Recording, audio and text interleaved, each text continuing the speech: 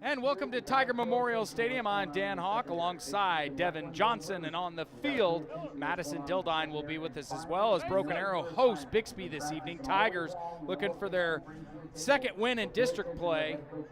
Bixby undefeated so far, 6-0. They've won 68 of their last 69 games, so a lot at stake this evening for Broken Arrow. Last year when these two teams played one another, Bixby won 77-17.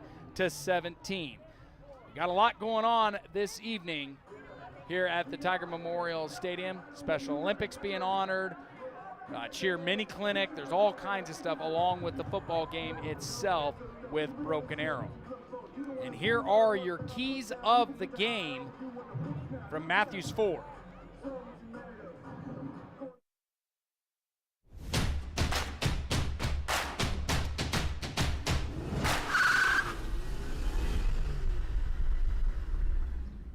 Hey Tiger football fans, I'm Madison Dildine, joined alongside Dan Hawk, and we are here for your Matthews Ford keys to the game. Dan, what do you have for us this week? Well, it's going to come down to the offense and defensive line. We know what Bixby has up front, so we're going to have to play strong in our offensive line. Number two, we got to pay attention to what's going on in the secondary. Bixby can let one go loose, so we got to pay attention to what's going on in the secondary. And finally, know your assignments. We've been practicing all week long. We know what Bixby brings to the table, so pay attention to what head coach Josh Blankenship has in store for our team. Once again, Dan Hawk joined alongside myself, Madison Dildine. That was your Matthews Ford keys to the game.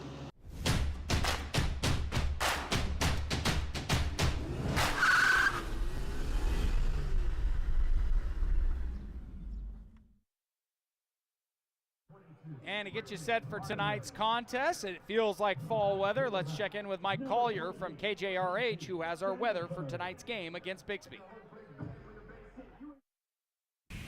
Hey, Broken Arrow, I'm Oklahoma's Chief Meteorologist Mike Collier. It is a cool evening across the area with temperatures continuing to fall down into lower to mid-50s by the end of the game.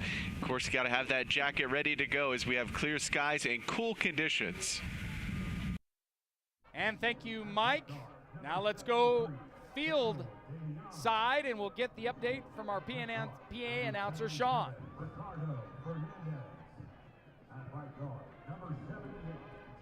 Estes. At right tackle, number 75, Kane Wilbur. At tight end, number 82, Ezekiel Wilson. At wide receiver, number 19, Tayshawn Jones-Wade. At wide receiver, number 3, Caleb Barnett. At wide receiver, number 13, Keaton Johnson. At running back, number 1, Cabry Harris. At quarterback, number 7, Cooper Bates. At kicker, number 35, Hunter Martins.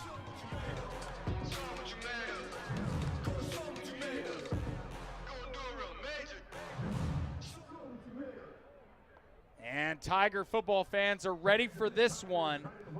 Bixby has been the class of 6A1, not just this season, but last season. Devin Johnson, my color analyst, is with me.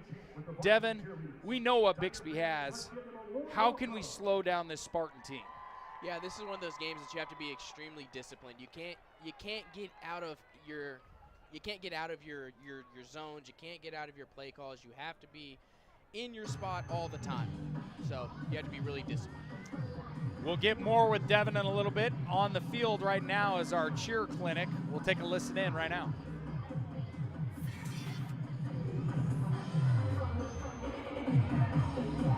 They just have a lot of stuff going on tonight.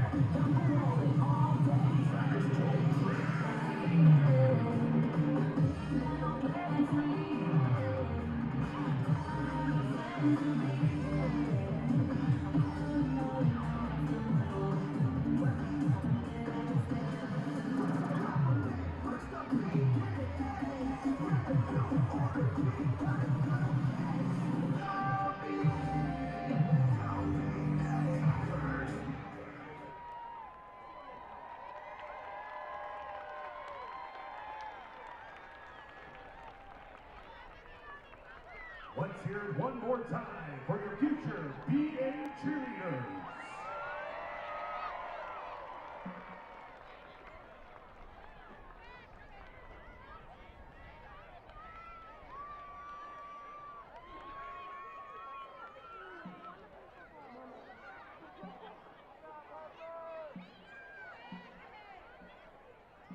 And the cheer kids loving that one, as they will become future Tiger cheerleaders one day as well. There is so much activity this evening. I know that Bixby has a film crew.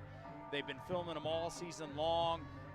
They're going to be filming this contest as well, but I'm not going to lie, I would kind of like to see the upset this evening and put some footage on the game tape for that film crew that is all BA footage. How about that, Devin? Yeah, I think everybody would love to see an upset. It's a hard thing to do. It's an uphill battle because Bixby is one of those emerging powerhouses in the state of Oklahoma. So, like I was saying earlier, you have to be extremely disciplined here if that upset is gonna take place. But it's not impossible, Dan. But you have to be able to come out and you have to execute on a high level and take advantage of everything that they give you, because there's not going to be many opportunities. So when you get them, take advantage of them. And on the field right now is the Special Olympics senior recognition, as well as what you were seeing on the live stream. So we'll go take a dip right downfield to see what's all going on. First up is Cooper Massingale. He is escorted by his parents and brother. Cooper has participated in Special Olympics for 3 years. After high school, Cooper hopes to own a store like Vintage Stock. His favorite memory from high school is participating with friends in Special Olympics. Next is Jackson Sofield. Jackson is escorted by his parents. Jackson has participated in Special Olympics for 4 years. His favorite memory in high school is going to OSU for Special Olympics and participating in the Bridges program. After high school, he hopes to have a job and travel. Up next is Caitlin Reeves. Caitlin is escorted by her parents, Brian and Doan. Caitlin has participated in Special Olympics for 3 years. Her favorite memories from high school are being at school with her friends and teachers every day. She also loves being able to cheer on the sidelines at football games. After high school, Caitlin hopes to work in the medical field and become a paramedic.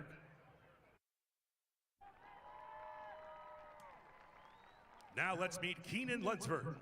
Keenan is escorted by his parents, Josh and Cricket, and his twin sister, Jocelyn. He has competed in Special Olympics for 5 years, and his favorite memories from high school include competing in Stillwater for state Special Olympics and hanging out with all of his friends. After high school, Keenan hopes to attend Transition Academy and learn skills to help him work.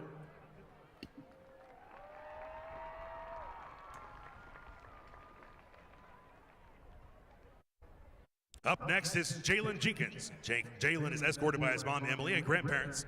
Jalen has participated in Special Olympics for 6 years. His favorite memory from high school are going to dances and eating lunch with his friends. After high school, Jalen hopes to attend Tulsa Technology Center to find a skilled trade and start working. Up next is Ethan McGuire. Ethan is escorted by his parents, John and Christy. He has competed in Special Olympics since he was in 5th grade. Ethan's favorite memory of high school is winning the first ever state championship with our unified esports team. After high school, he hopes to continue his education, building, fixing gaming computers. He wants to continue to stream and grow his online gaming platforms and grow his online ministry. Congratulations to our 2023 Special Olympics senior athletes. Go BA!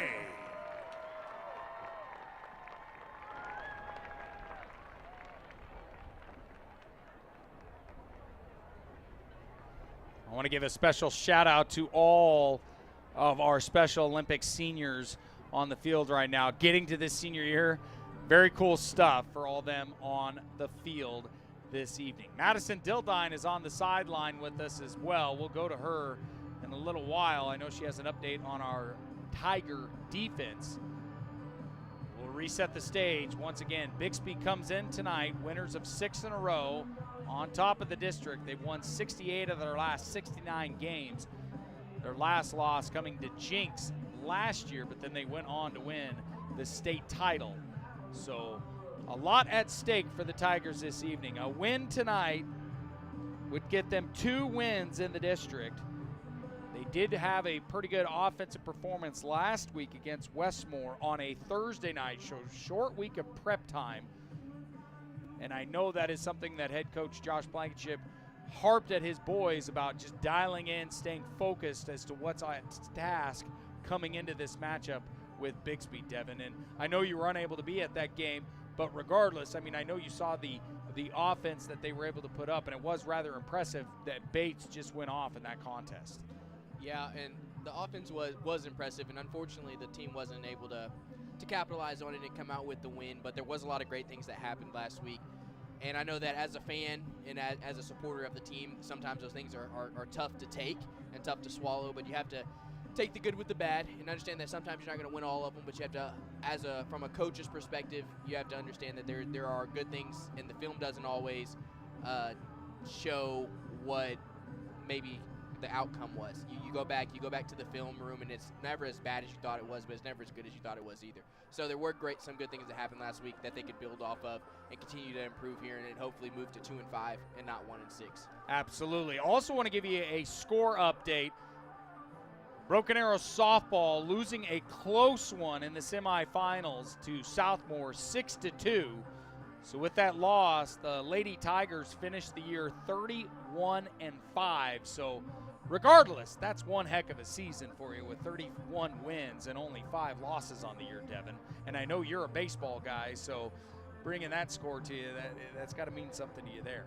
Yeah, that reminds me of whenever I played here my sophomore year. We were a very talented baseball team, and our record was very similar, where we had a lot of wins in our column and very little losses, but then we ended up losing in the first round of playoffs to a team that had a great pitcher that game, and unfortunately the cards didn't fall in our favor, and sometimes that happens. That's just part of it. You win some, you lose some. That's exactly right. You know, I'm looking at this Bixby team that we're going to be facing this evening, rather the football team, that is, because of realignment in the regards of the Patriot Bowl and whatnot, and I know that we'll probably still have that bowl game. This could be a rivalry moving forward with Broken Arrow and Bixby, because as far as our metroplex of Tulsa, Oklahoma, these are the two towns that have just skyrocketed in population in most recent memory. Yeah, and Bixby is definitely capitalized on that from an athletic standpoint, as they've taken every athlete that they've gotten and turned them into from a good athlete to a great athlete. And Broken Arrow is still trying to continue to do that, and I think that we're on the right path over here on this side of it. But the potential is there, just how Bixby's capitalizing on it. Broken Arrow can do the same thing, and you're definitely right there, Dan. It could be one of those rivalries in the near future that takes off.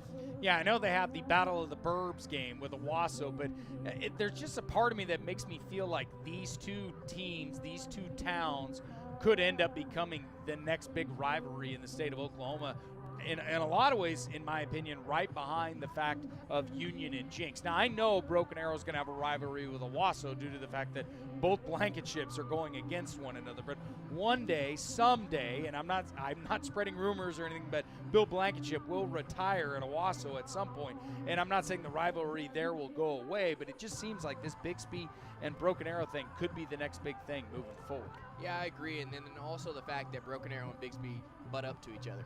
The towns literally touch. So I could definitely see that becoming a thing as well, where it becomes a rivalry, especially because they're so close in proximity as far as location. Now we just got to come up with a nickname for the game. The Battle of the Bees, maybe? I don't know. The Battle of the Bees. That's actually not horrible. It's not horrible. It's not great, but it's not horrible. Hey, I want to give a shout out to our One Club sponsors, TTCU Federal Credit Union at Simpson St. John, Broken Arrow, First National Bank of Broken Arrow, Matthews Ford, Tulsa Bone and Joint, Quick Trip, and the Arrow Group. I also want to give a shout out to our ArrowVision crew, Antonio Hurling, the stream director, Greg Spencer, director of ArrowVision, Blake Shy, producer and engineer, Sean Hill for taking all the great photos, Devin Johnson, my color analyst, Madison Dildine, sideline reporter, and Scarlett Jackson, our TD this evening. As there's a lot of work that's behind the scenes that puts this stream together for these games that we do out the course of the football season. I know the Pride is getting ready to come out on the field to play Oklahoma, and they will be making a trip to Orlando for competition as well. So, like I said, there's been a lot of activities heading into this game before we begin to play some football at 7:05. Lot of good action out of Cooper Bates. He's 66 of 125 and 4. He's got a 236 rushing yards and 4 rushing touchdowns, almost the 800-yard mark for passing, and 4 touchdowns as well. On the other side, with Bixby, they run a tandem of quarterbacks, Clay Peters along with Carson Kirby and Cooper Parker. And I've got to ask you, Devin, being the defensive-minded that you are, when you know that there's going to be 3 different quarterbacks that are going to be running that offense, how difficult is that truly?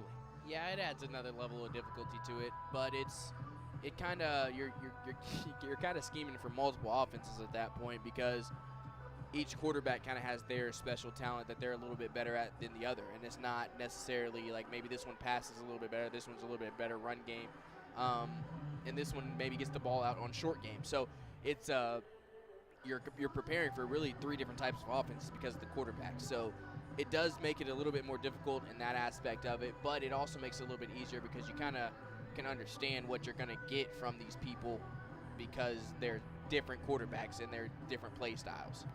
Sam McCormick, their wide receiver on the outside, 129 yards, 2 touchdowns, his longest 56 yards. He's already believed he's committed to Princeton, so very talented football player there. Jet Turner, 5 touchdowns on the ground for the tailback. He's a senior as well. When you look at this Bixby team, I mean, it's just seniors after seniors and juniors, a lot of upperclassmen, and that's going to make some noise as well for the Spartans as well this evening.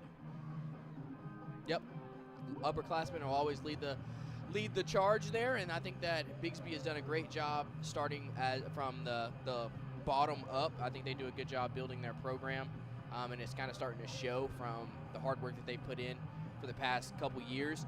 And I think that I see a lot of stuff on Twitter from how they run their program from the inside out, and a lot of that stuff shows. And now that those kids have been in the program for a long time and they're seniors, it will play a role and a factor in this game. The Pride is getting ready to take the field, so we'll go down on field mic right now as we get set for the Pride playing Oklahoma.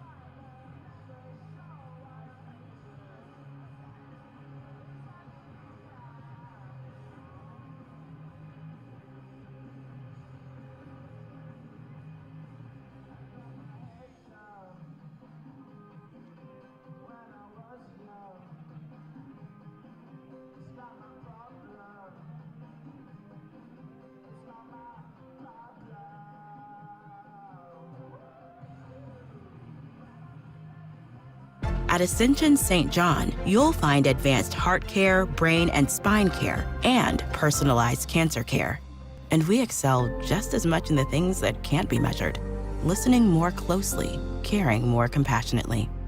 Matthews Ford in Broken Arrow has been collaborating with Broken Arrow Public Schools since 2016. Through this partnership, Matthews Ford sponsors the Broken Arrow Teacher of the Year Award by providing a courtesy car for the winner to drive throughout the year. We'd like to recognize Matthews Ford for their efforts in supporting educators and being a valuable community partner with Broken Arrow Public Schools. This support sets a great example of how local businesses can work together with our school system to create a better future for all.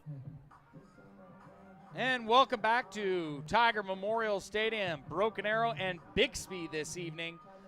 It's going to feel like fall-like temperatures, 65 degrees, no precipitation in the sight, but we do have some wind at 9 miles an hour, and the humidity is at 43%. But I'm assuming, Devin, for you, this is the dream-like football conditions. Yeah, man, I was literally just thinking that, and then I'm hearing the playlist in the background of that they're playing here in the stadium, and I'm like, this is the life. This is what we love about football. Just this atmosphere, the feel, the game day atmosphere. It's just awesome. So yeah, it's crazy that you point that out, but I was literally just like in my zone thinking about that. It truly is. I mean, I remember our first call with Bentonville coming to town, and that was a sweltering, I'm just going to say it, disgusting hot day. Yeah, it was. And now you go just a couple weeks, maybe a month or two later, and now it feels like actual fall football-like weather. I'm from Idaho, man, and I'm telling you right now, Oklahoma never gets a fall. It just goes straight to winter, it seems like. All right, let's go to field level. The band, the Pride, getting set to play.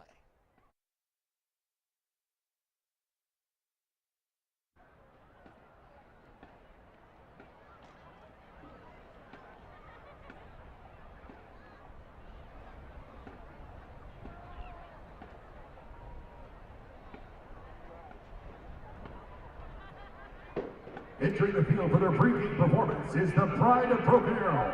The directors of the Pride are Darren Davis, Kelly Vince, Adam Winkin, Kyle Smith, Chase Davison, Blake Birmingham, and Kyle Hambrick. The pride is led on the field by drum majors Nathan Herring, Cicely Holman, Sheena Madison, and Hayden Martins.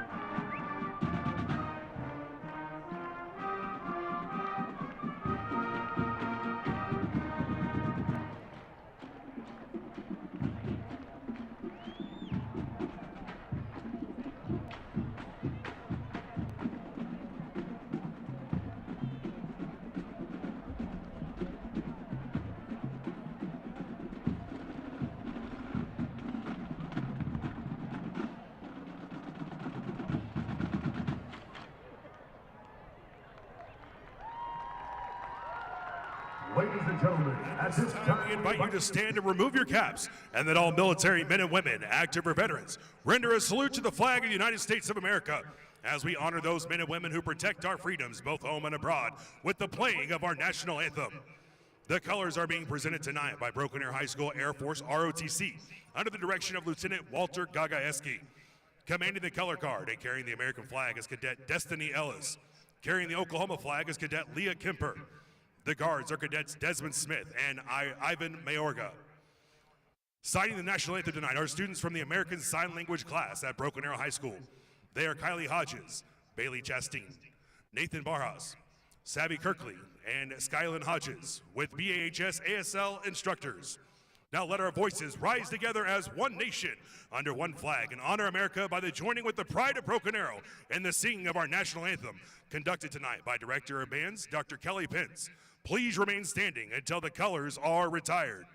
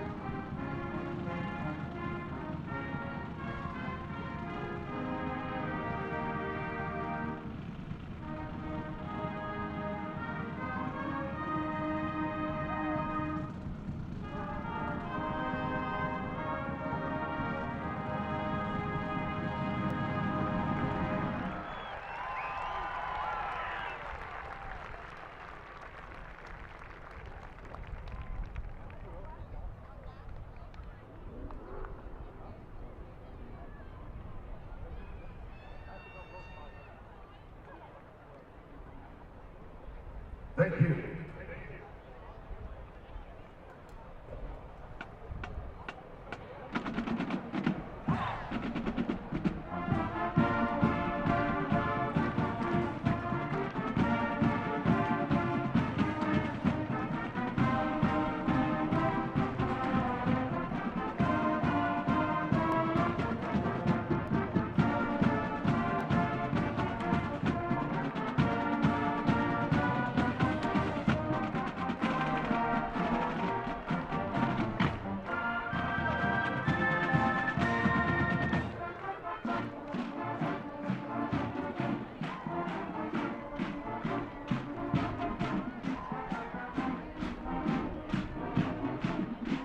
The Pride is supported by Superintendent of Schools Mr. Chuck Perry and Principal of Broken High School, Miss Crystal Barber.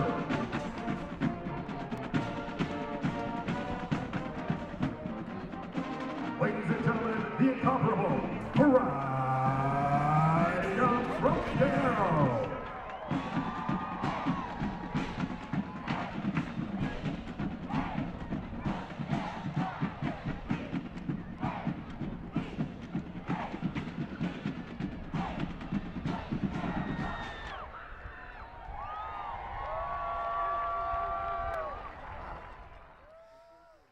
And the Pride taking care of business on the field, and hopefully the Tiger football team can take care of business against Bixby this evening.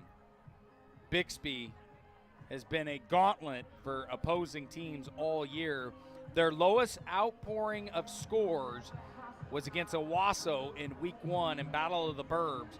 42 points on the board that one, but then from there on, no less than 60 points a game, Devin. So when it comes to offense, Bixby knows how to get it done. Yeah, and they're a fun team to watch. I mean, I just call a spade a spade. They do things great, and it is what it is. They execute at a high level, and they run a high-level offense. They're doing things that a lot of other high school teams aren't doing. They get you in multiple formations, and they can run the same play out of like 7 different formations, and it's extremely fun to watch. But also frustrating as an opposing exactly team. Like as a fan of exactly what I was about to say. As a fan of the game, you're like, oh, this is awesome. It's to watch. phenomenal. As a fan of the opposing team, you're like, this is why are we not stopping this? It can be frustrating, but it's a cool thing to watch as a fan of the sport of football. So hats off to them. They're doing a great job over there as far as the schematic side of it, and then also just getting their kids in the weight room, and they're just doing a good job running their program. The weight room has been evident on what they've been able to show on their social media aspects of things, but you know what? I'm not going to take this lightly. I think BA has been in the weight room just as hard. I've walked in that facility with those boys working out, and I tell you one thing, it makes me look fat and old when they're pumping up iron left and right. Yeah, Coach Ellett has been doing this for a long time. He's been here since I think I was a freshman, so he's been here doing this for a while. So he does a great job over here with the Broken Arrow Tigers as well. So give him his flowers and let him know that he's doing a great job as well. So Broken Arrow Tigers are doing a good job in that aspect of it as well. Now, can we go out there and execute on a high level like the Bixby Spartans are? And if Broken Arrow does that, then they have an opportunity to win this game because they have the athletes to do it, but you have to execute. You can't give up big gashing plays. Well, let's go to field level with Madison Dildine, our third member of our commentary, with the official coin toss of tonight's ball game. Big game tonight. Keep your emotions in check, all right? Listen to us when we're talking, all right? We're going to try to talk you guys out of some stuff, all right? So if you listen to us, we'll talk all night. Quit listening, then we're going to be done talking. We'll talk with the flag. Fair enough? All right, we've already done the toss. So there's going to be a mock toss. Broken Arrow 1. We're going to defer, all right? So when I turn the mic on, don't say anything you don't want your grandma to hear. Fair enough? Yeah? All right. So I'm going to step through when we do this, all right? So when I do the toss, let me step through, and then we'll get this out of the way, all right? Here we go. All right, I'm going to step through. Broken Arrow, I've won the toss. We're going to further on to the second half. Bixby will receive. Have a good game, gentlemen.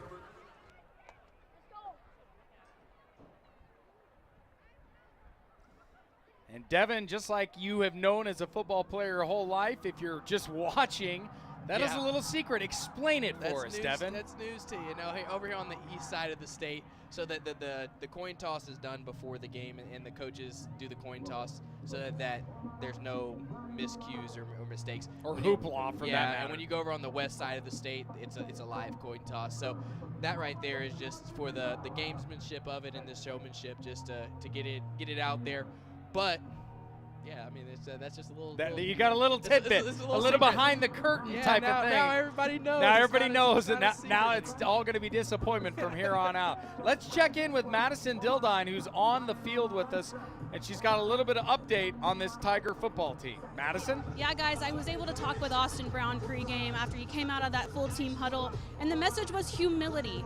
He said, you cannot be all about yourself. You have to be selfless. Be for us, not for yourself. Guys. I don't think you could pick any better advice other than that right there, Devin. Yeah, that's good. That's good advice, especially from a player that's on the team, whenever they're able to recognize that and give that advice to their teammates, I think that's a huge step in the right direction, especially from a leadership standpoint. Well, we're under 4 minutes until game time with Broken Arrow and Bixby. And this is the best part. Tigers coming out of the tunnel right now as the Jungle Squad runners wearing Christmas attire. And hopefully it will bring some luck, Christmas luck for the Tigers this evening. Yeah, hopefully there's lots of gifts given out. We could play the Grinch this evening and in this long win streak for Bixby with 68 wins out of their last 69 games. That's impressive. As Bixby comes out onto the field as well. How's their tunnel? I know that throughout the games this year you've commented about tunnels of high schools. Yeah, theirs is it's just simple, basic. I mean, nothing crazy over there. I know that some teams have very old tunnels. Some teams come out with lights and all that fun stuff. Theirs is just very simple. Very simple. Let's take a quick timeout on ArrowVision. We're around 2 minutes and 35 seconds until we play some football at Tiger Memorial Stadium. Stay with us. Racing towards the end of the month? Ask about our early pay options.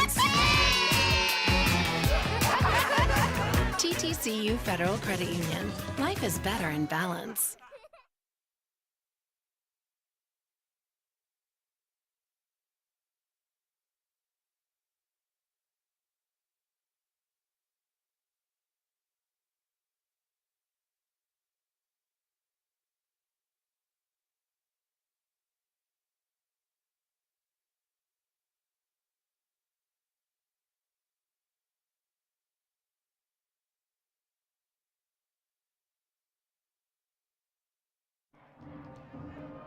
And welcome back to Tiger Memorial Stadium.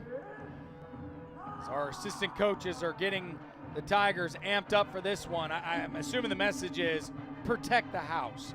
We know what Bixby is. Let's shock the world. Yeah, the message is you have nothing to lose. You're going up against a team that's, what'd you say, 68 out of the last 69 games, and they're 6-0, 3-0 in district play, and you're 1-5. You have nothing to lose. Go out there and leave everything on the field. Take every shot that you can.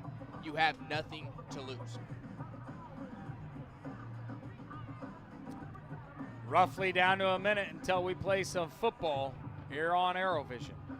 Once again, I'd like to thank our one club sponsors, TTCU Federal Credit Union, Ascension St. John, Broken Arrow, First National Bank of Broken Arrow, Matthews Ford, Tulsa Bone and Joint, Quick Trip, and the Arrow Group. Also want to give a shout out to our ArrowVision crew, Antonio Hurling, the stream director, Greg Spencer, director of ArrowVision, Blake Shy, producer and engineer, Sean Hill for taking some amazing photos, Devin Johnson, my color analyst, Madison Dildine, sideline reporter, Scarlett Jackson, TD, Jeremy Bryan, our spotter, and Skip Hyde doing stats. All right, Devin, put your football helmet on. One final tidbit. Tigers going to get the ball to start it out here in the first half. Bixby's going to get it in the first half. Defense has got to step up. This is your bread and butter. Yeah, don't give up a big play early. Keep everything in front of you. Make them keep snapping the ball. The more they snap the ball, the better chance you have of something good going your way. Tigers wearing the black with gold numbers. Bixby wearing the white and the red. Number 9, Yetzel Perez and Braden Presley back deep to receive, and I believe that's another Presley brother. Yep, that's the last one is my understanding. So hopefully the Presley brothers can stop haunting everybody across the state of Oklahoma and give these people a break. He is a sophomore, so we'll face him for at least 3 more years. And the kick is up. Let's play some football. As Presley picks it up but goes out of bounds, that's going to be a flag. He caught it and went out of bounds, Devin. Well, so the way that they're calling it right now, they're saying that his foot was out of bounds while he was touching the ball, and if that's the case, then technically it's considered the ball's out of bounds. which that's not what it looked like what happened. What looked like what happened was he grabbed it and then went out of bounds. But to each their own. Now the ball's on the 35, and we're getting set to play some football. So Bixby will start from the 35. It's Kirby on the toss to his running back. That was Dixon Brooks. Face mask. Yep, face mask right there by Jaime Murillo, number 21. Just couldn't get outside, didn't get outside of him. Had to reach out, make a play, grab the face mask. It's part of it. Better that than a big play, so we'll take it. So that'll be a 15-yard penalty on the Tigers. Not a good way to start this contest. After the kickoff, and they got good field position, and then on the penalty, they're now on the 39.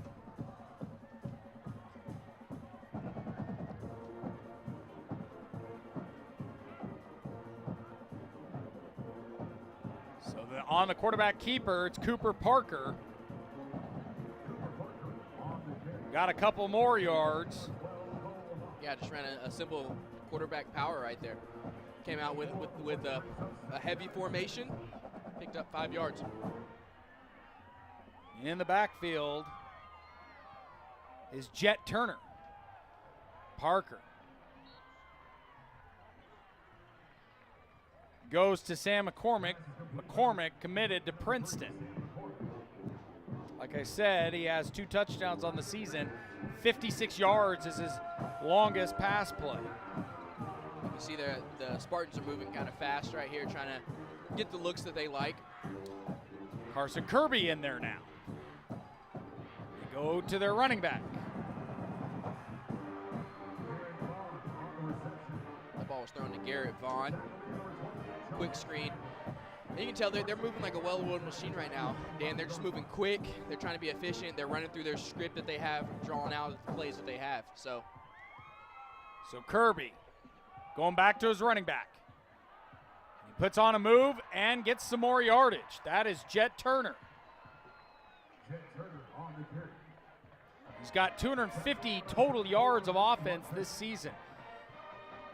Like we said, just like the fast style of play they play with multiple receivers, multiple backs as well, as I'm blocking my spotter.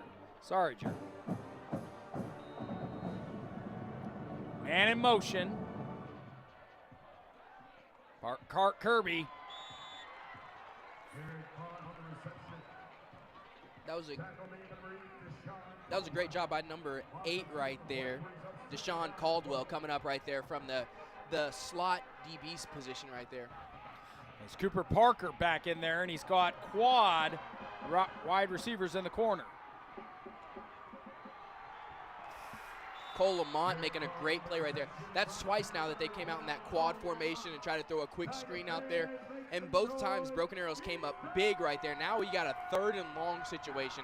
This is an important down right here, Dan, because if you can get off the field right here, you give yourself maybe 3 points, or you give yourself an opportunity to block a field goal. There's Kirby with 1 man in the backfield, trips to the near side. That's McCormick.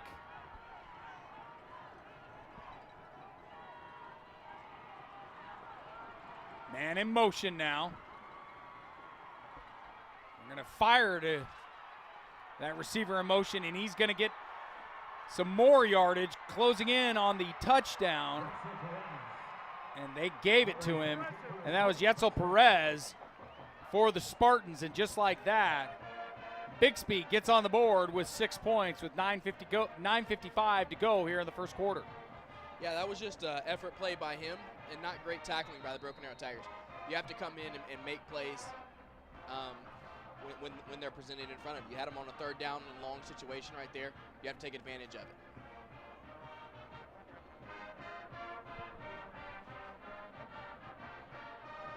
So on the extra point for Bixby is Troy Nahn. Kick is up, and it is good. And just like that, Bixby jumps out to a 7-0 lead here at Tiger Memorial Stadium. We'll pause as well. You're watching Tiger football on ArrowVision.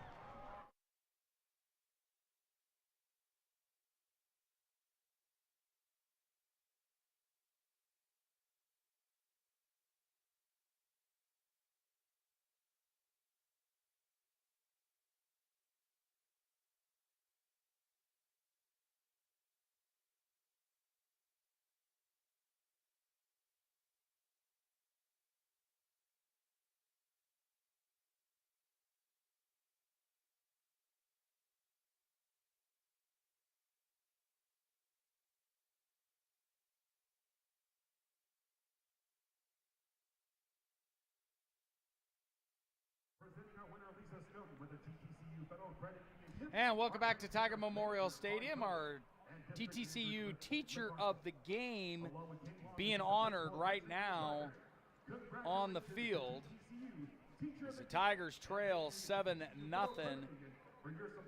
to start this ball game.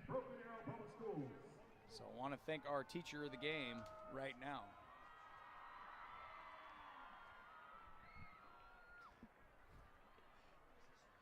Lisa Snowden being honored for our Teacher of the Game. Sorry, I'm getting signals from Devin and trying to pay attention. I gave you a good laugh, okay? That's what I was trying to tell you.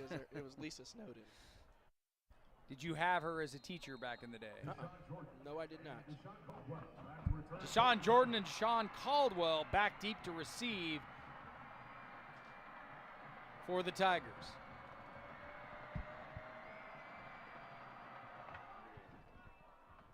Nguyen with the kick. Caldwell picks it up off the turf. It's about the 22-yard line. So Bates, Cooper Bates, will get his first look at this Bixby defense.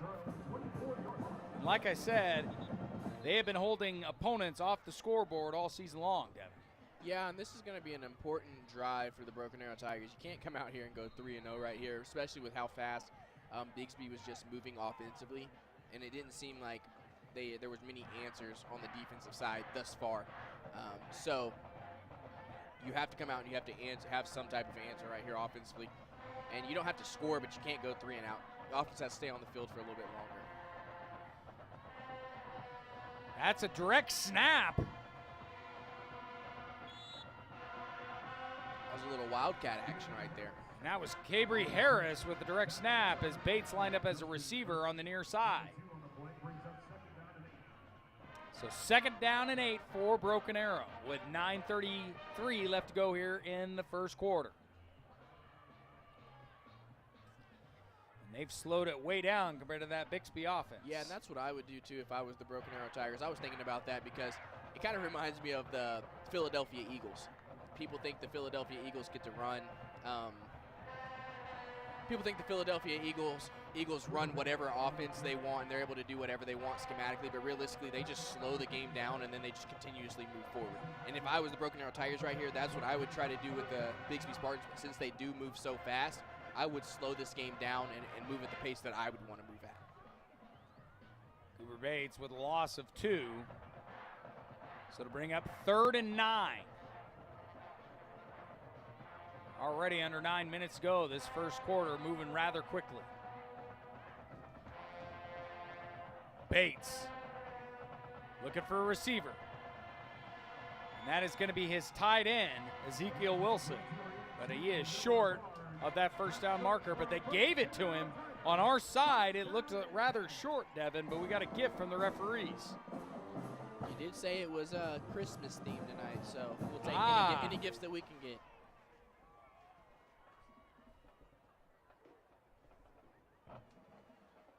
So that'll bring up a new set of downs. Ball on the 34-yard line. 1st and 10 for Broken Arrow. 8:14 left to go here in the first quarter.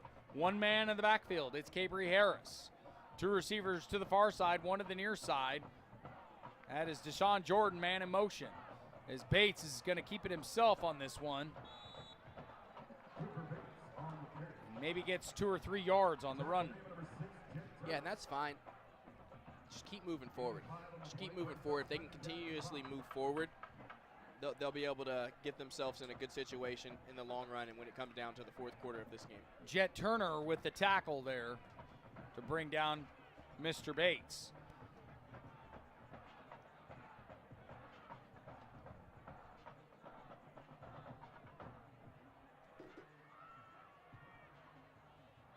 So 2 receivers to the far side.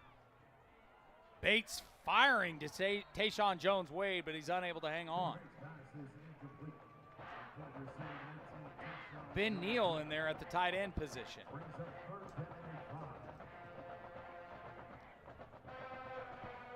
Coming back into play, it's been a while, Derek Osman. It's good to see him back on the field.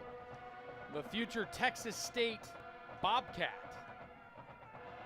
He's lined up at tight end on the near side. Bates going to Tayshawn Jones-Wade, and he's going to get the first down on that pass play. Hey, Bates is doing a great job right now of getting the ball out early, giving his receivers a chance to make a play on the ball and bring that ball in. So he needs to continue doing that throughout the game, is just get that ball out early, give your receiver a chance, and then let them make a play in space. You know, I think you called it perfectly to start this game, Devin, is just slow it way down. Yeah. Because Bixby's going to want to fire the power all throughout the game on defense and offense. Make them play your style of game. Yeah, don't let them catch a rhythm. Just slow it down. Play at the pace that you want to play at. 2 Tigers on the near side. Bates is going to keep it himself again, but he's brought down, lost a yard, brought down by a host of Spartans. Wasn't much Jamal to work Holt with. on the tackle. Number 52 right there, Jamal Holt. Sam Dewitty as Sam well, Dewitty. with go. Jamal Holt with the assist. There you go. That yeah, there wasn't a lot going right there for Cooper Bates. As soon as he got the ball, the defensive line won that battle. Good thing there's 4 chances. So it'll be 2nd and 11, ball on the 44 now. 2 receivers on the far side. Harris standing right next to Bates. Bates going to keep it again himself. Got some more positive yards. At least 5 yards. He never was taken down. That's good to see as well. Yeah, that was a great job right there by the offensive line responding. I mean, they lost on first down, but they won on second down. So a 3rd down and 4 for the Tigers.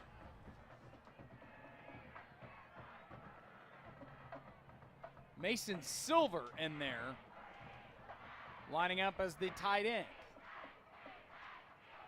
As our jungle section is out in full force right now.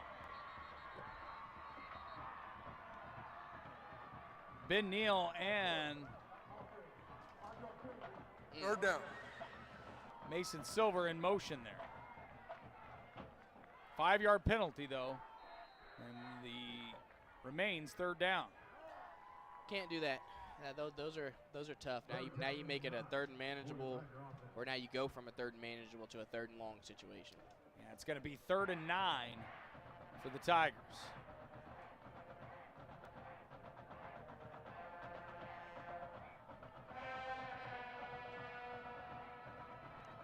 Deshaun Jordan in motion.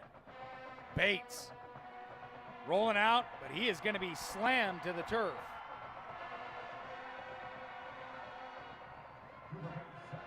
That was Justin Kirk on the tackle. So 4th down now. Bates will go into punt. Wasn't a bad drive by the Broken Arrow Tigers, but unfortunately stalled out because of penalties right there.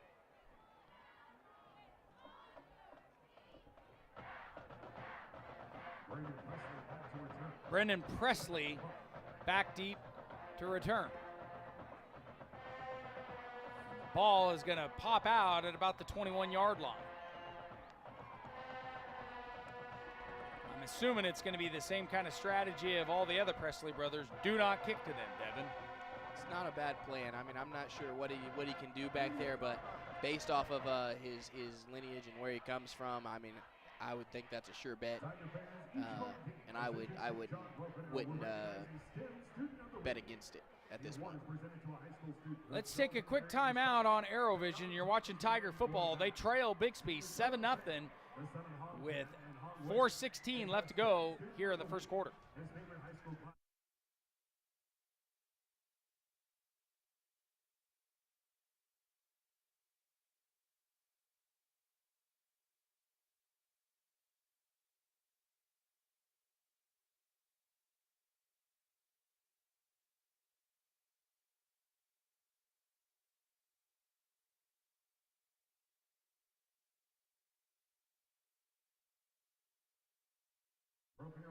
And welcome back to Broken Arrow Tiger football. They trail Bixby 7-0 so far. Cooper Bates 2 of 3, 15 yards. Spartans right now running 2 quarterbacks. They have 3 on the depth chart. Carson Kirby 3 of 3. Cooper Parker 2 of 2. So A lot of an opportunity here for the Tigers. They're going to have to defend multiple quarterbacks this evening. Kirby's in there at quarterback. Jet Turner in the backfield, and they're going to go to Turner. Turner goes up the middle, and he gets near the first down marker. Jaime Murillo on the tackle.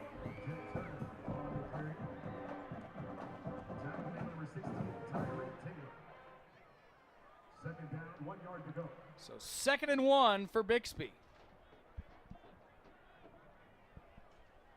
It's Kirby and Turner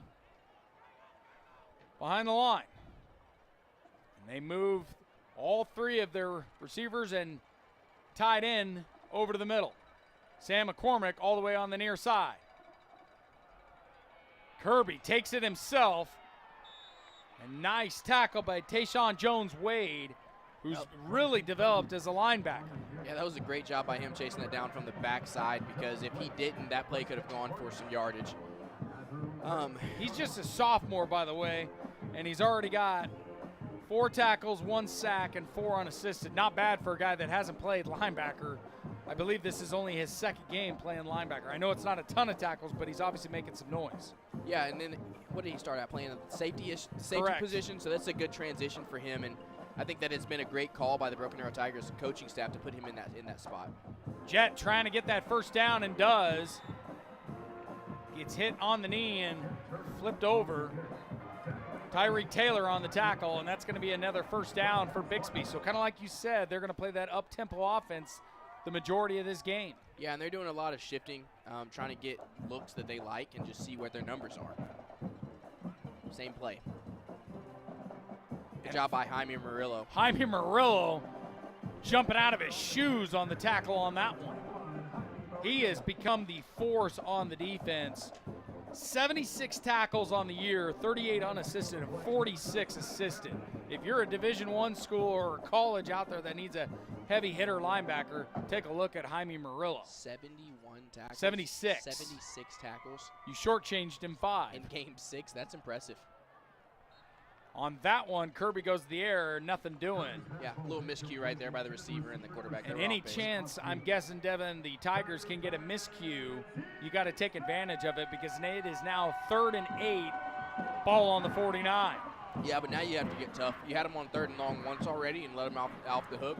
Don't do it again. So you have to toughen up right here, and somebody has to want to make a play. Peters with Turner. Kirby goes long, though, finds the receiver. And that's going to go into the end zone easily. And that's Garrett Vaughn on the reception touchdown. That makes it 13-0 Bixby. Got to get off the field on 3rd down. Broken Arrow, they're doing a great job, Dan, getting them to 3rd down, but now you have to execute and get off the field. That's twice now that they've scored off of a 3rd down play. You have to get off the field on 3rd down. So Troy Newen on to kick that extra point for the Spartans.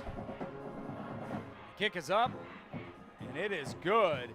That makes it 14-0 with 2:01 left to go here in the first quarter. We'll take a quick timeout on ArrowVision. You're watching Tiger football.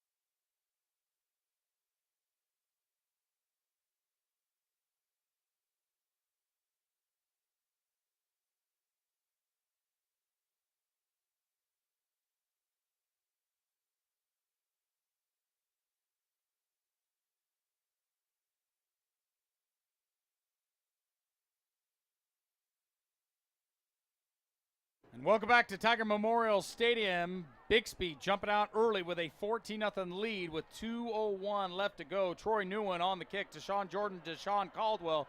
Back deep to receive for Broken Arrow.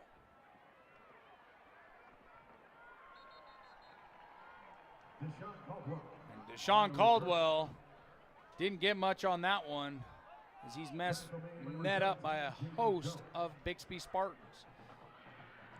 So the ball will be on the 23-yard line, Devin. He did a great job right there by making the first guy miss, but after that he has to put his foot down and start getting upfield and trying to gain some more yards instead of kind of doing that little tiptoe thing. Hey, once you make the first one miss, now just put your head down and run through somebody. So Bates going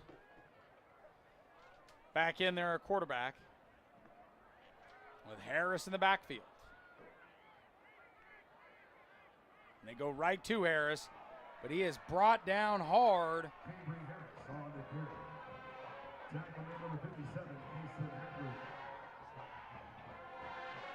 Kason Hatley on the tackle. Came out that wildcat look again. Very similar to the same script that they started the game with. So Bates now going on that hard count, trying to see if he can draw someone off sides as we're under 2 minutes left to go here in the first quarter. Bates goes to Tayshawn Jones-Wade, but I think he got maybe 1 or 2 yards. Like you said, Devin, they're going to continue to do that slow-paced offense to slow down Bixby. Yeah, because you want to try to keep this one in range, especially when you know how powerful of an offense Bixby has on the opposite side of it. You want to try to keep the ball in your possession as long as you can. Deshaun Jordan and Tayshawn Jones-Wade on the far side. Harris lined up as a receiver now. Empty backfield. It's Ezekiel Wilson, the tight end, in motion. Is Bates. Plenty of time. Goes to Tayshawn Jones-Wade for some more positive yards, but not good enough for the first down. Third down. Fourth down with 13 seconds left. Going to get another play off before the end of the quarter? That's a good question. Maybe they'll try to make them jump off sides right here, see what we can get. I think that's going to do it for the first quarter. As we'll take a quick timeout. Bixby leading it early, 14-0. You're watching Broken Arrow Tiger football on ArrowVision.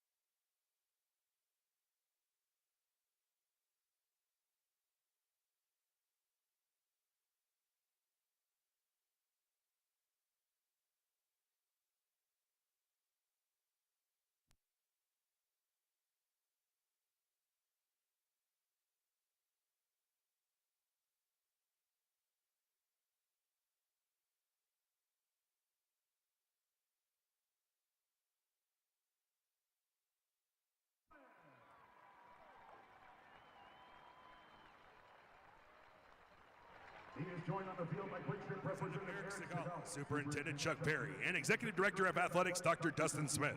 Thank you, Todd Kirkland, for your heroism, courage, and bravery you displayed while protecting our country.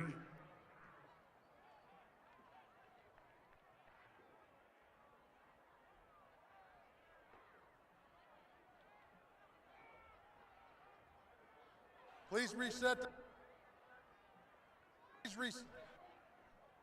All right, welcome back to Tiger Memorial Stadium. Broken Arrow trailing Bixby 14-0. Fourth down as Bates is going to send this one to the other side. Didn't get a lot of air on the punt. Cooper Bates' punt will go out of bounds. At the Spartans' 43-yard line. It'll turn it over on downs. Ball on the 43 for the Bixby Spartans.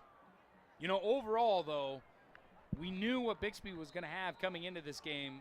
Only being down 14-0 and already ending one quarter, not bad football for Broken Arrow. Just got to get out of those third down territories and complete it into first down. Yeah, you got to finish. You got to finish. This is an interesting It's Cooper Parker in there, and he goes to Jet Turner. Jet. Great play right there by number 22, Braden Hardiman stepping up right there, coming off the block. That was a good play by him, because if not, that play was going for 55. Let's check in with Madison Dildine, who has some defensive thoughts for us. Yeah, guys, out of that last huddle with Coach John Bullock, he was telling Colamont, we've practiced this. If you're given this, you just lower your pad level. You do that, and you will single-handedly destroy them. Guys. And how about that? Thanks, Madison. Tayshawn Jones-Wade on the interception, and I don't think the Tigers are going to, Bixby's going to get him near the pylon. I believe he was brought down about the 2-yard line. How about that defensive effort, Devin? Yeah, that was a great play right there by executing, continuously chasing the ball. That was good by number 21, Jaime Murillo, pushing him and making pressure right there. And Tayshawn Jones-Wade coming up huge right there, making a big play, getting down with inside the 10-yard line. Outstanding play by the Broken Arrow Tigers. Now they have to capitalize on it and get into the end zone. Jaime Murillo. That's got to be tackle 78 on the season. Yeah, that was a big time pressure by him coming in flying, and the sophomore Tayshawn Jones-Wade nearly taking it into the house for 6 as the ball goes all the way down to the 2-yard line. I'm pumped up. I don't know about you, Devin. I'm always pumped. Cooper Bates when the Tigers are playing. Cooper Bates with Kavry Harris in the backfield. Jordan in motion. Bates going over the middle. Nothing doing there as he was brought down to the turf by Jet Turner. And the intended pass was for Kavry Harris. There was some laundry on the illegal formation. More than 4 in the backfield. 5-yard penalty. First down. You know, those are penalties in this situation right here. You can't let Bixby off the hook. You got to capitalize, Devin, and get into the end zone. Yep, and that's exactly what I said as soon as it happened. Like, hey, it's great to be excited, but let's go finish this and give us something to really celebrate about. Amen to that. Tayshawn Jordan along with Tayshawn Jones-Wade on the far side. Kavry Harris in the backfield. Ben Neal in there at tight end. 1st and 15, ball on the 12. Harris gets a couple more. There's been a lost shoe on the play. Hank Puckett on the tackle.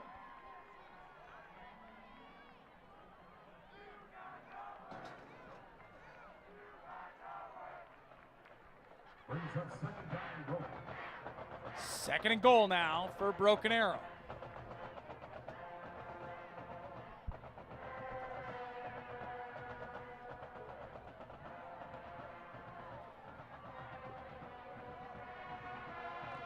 Ricardo Fernandez, the big junior center.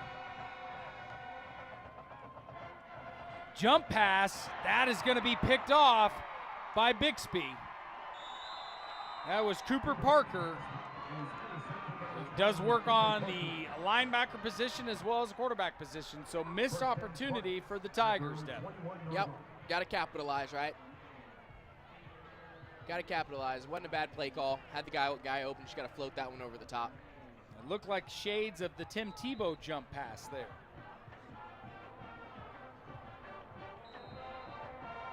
So with that, Bixby will start on the 21 with 10:18 to go here until halftime.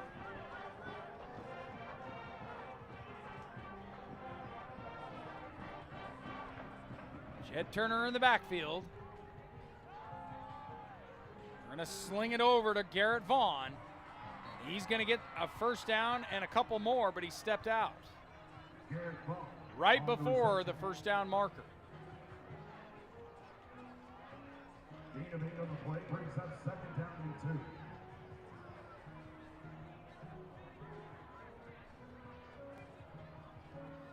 There's Carson Kirby in there. Fires over to Sam McCormick.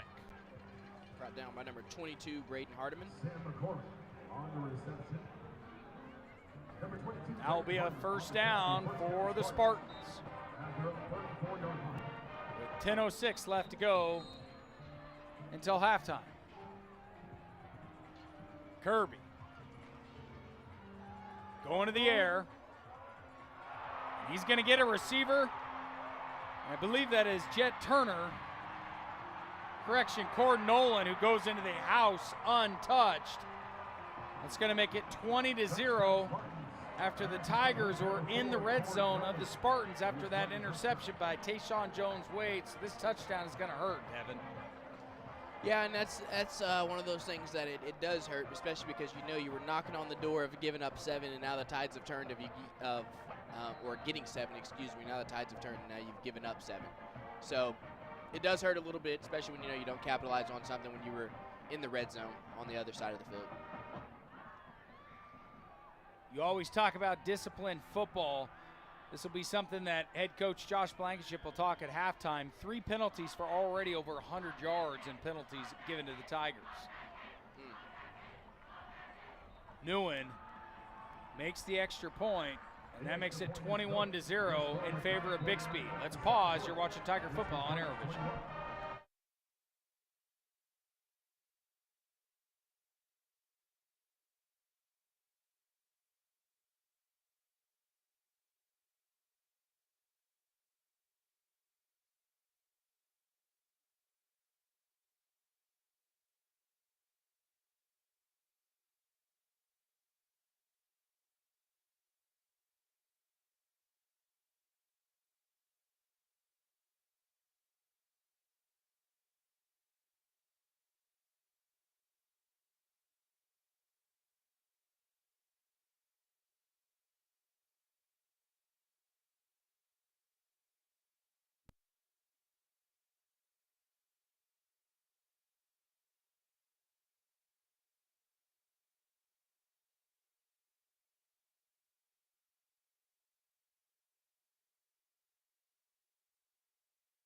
He was selected by senior football player Avery Harris. Misha Bordovsky is our teacher of the game.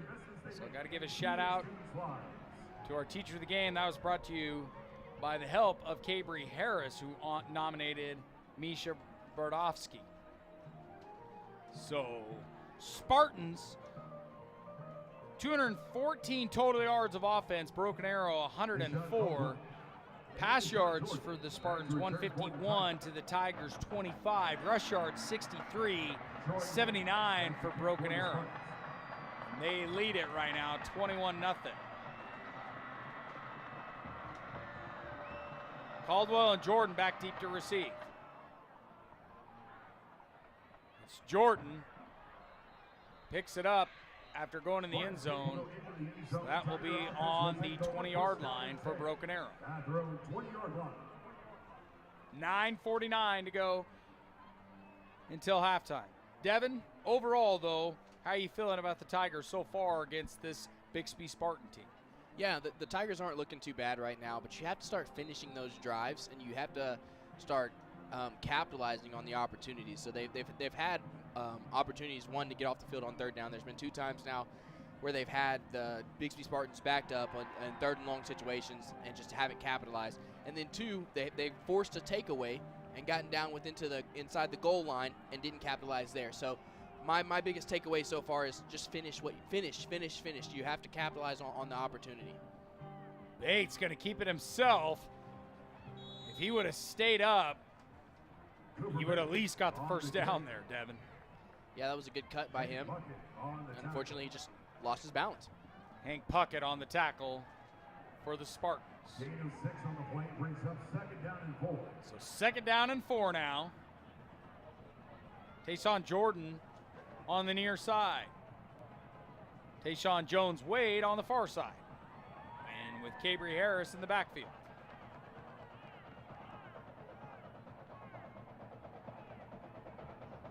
Quick pass to Jordan. He's going to get out, but he's still short of the first down. Deshaun Jordan on the reception. Yetzel Perez on the tackle. Perez on the tackle. Brings up third down, 1 yard to go. So 3rd and 1 for Broken Arrow. Go to a run play as Nick Irvine comes in. Yeah, I would. Do the old Philly QB sneak. 92% play. Ball on the 29 now. Ricardo Fernandez. They're coming out in man. Snaps it. Harris stopped right at the line. He bobbled it. And he's not going to get the first down. So it's going to bring up a punt formation for Broken Arrow.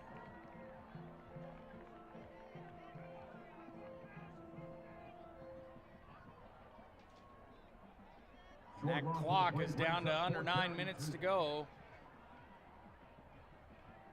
until halftime.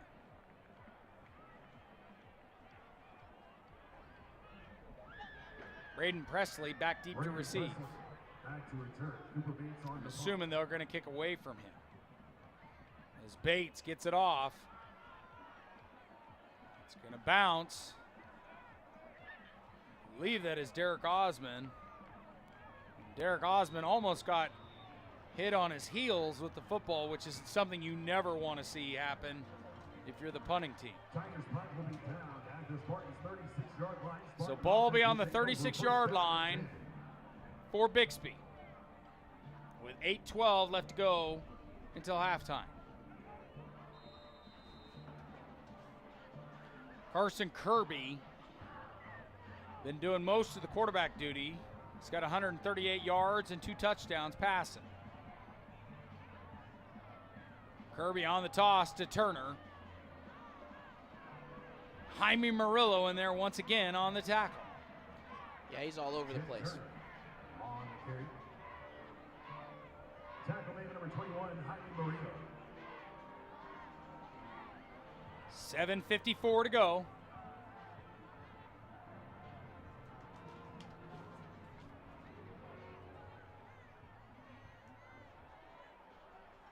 Carson Kirby in there.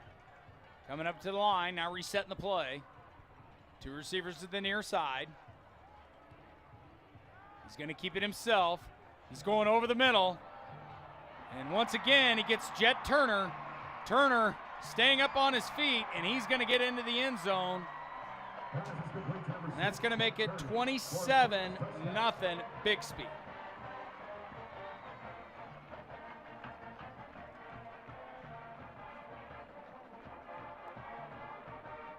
Devin, blown coverage there, or was it just misreading Turner? What was it? Yeah, on the back side, got to have your eyes in the right spot. And on the front side, they did a great job locking everything up. There was nothing open on the front side, but on the back side, there was nothing. The safety wasn't over the top. There was no help over the top. So the back side, you have to win. Your eyes have to be in the right spot. And unfortunately, the eyes were in the backfield and weren't on their man. So after that touchdown by Carson Kirby is 3 yards from 200. So they're going to send a man in motion. They're going to go for 2 here. And they're going to get it as Cord Nolan. And that's going to make it 29-0 Bixby. Interesting play call right there. Surprised by that, by going for 2 here in the first half of play? Yeah, I mean, you're up 28-0. Respectfully, I wouldn't have gone for it, but maybe there's something they wanted to see. I have no idea what was the reasoning going for it, but there had to be a reason for it. So we'll take a quick timeout. You're watching Broken Arrow.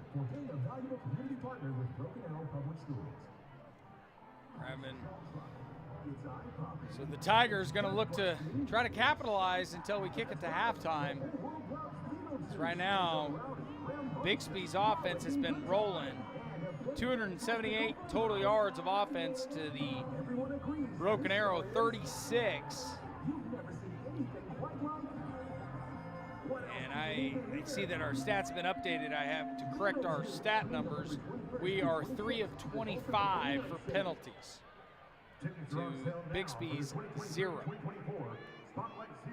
So you kind of talk about it being the former player, Devin, that you got to play sound football on the field, and that's what Bixby has been doing so far in this contest. Yeah, and when you're going up against good teams, you have to play that way. There's not a you can't have busted coverages. You can't have uncalled for penalties. You can't do those things, because if you do, you're going to put yourself in a hole, and it makes it a tough uphill battle. So you have to take advantage of those, of all the small things, and not leave the door open.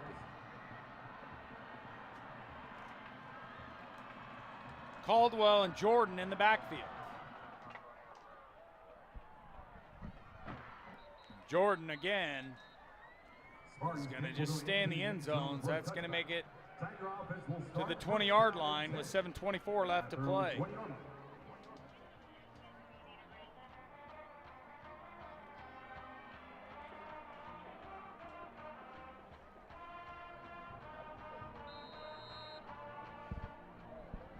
We'll check in with Madison Dildine at halftime. She will visit with head coach Josh Blankenship. Still kind of puzzled as to why they went for 2 in that last touchdown possession. Harris in the backfield with Bates. Sean Jordan in motion. He's going to keep it himself now. Still on his feet, gets about the 21-yard line, maybe a couple yards. Yetzel Perez on the tackle.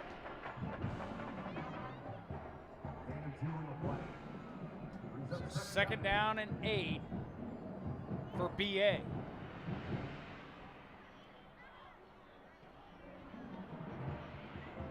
a one-on-one opportunity on the top of the field. I would try to take an advantage of that and just give your receiver a chance. Throw it up to him. Bates doing exactly what you just said. Looked like holding as well. Pass was intended for Tayshawn Jones-Wade, but I think Bixby got a gift there because they were all over it. Yeah, you can see his shoulder pads hanging out. I was always told your helmet's being ripped and your shoulder pads all over the place. Never fun if you're a football player. It can be frustrating. Bates going to keep it himself now.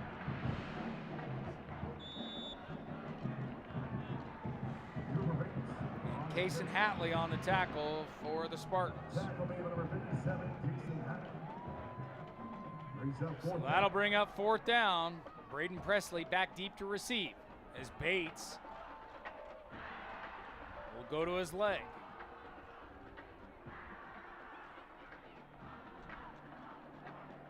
I'm assuming they're going to let that play clock go. Nope, never mind.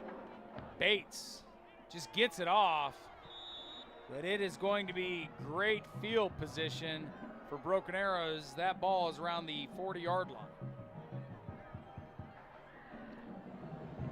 The Tiger 40-yard line, that is. Let's check in with Madison Dildine, who's on the sideline. Madison, what do you got for us? Coach Mitch Allen was telling his guys, you have to stay fast, disciplined, and physical. Do your job and lock in. He said, I'm talking to all of you. He said, we can only control what we can control. Dan? Great stuff. Sound advice. Hopefully it pays off on this series. Empty formation. Looks like they're going to shift to pistol.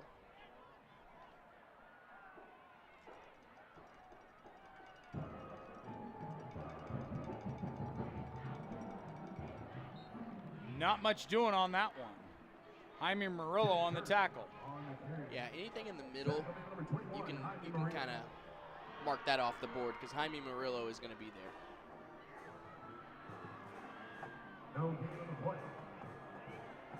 So second down and 10 for Bixby as we're down to 5:36 left to go.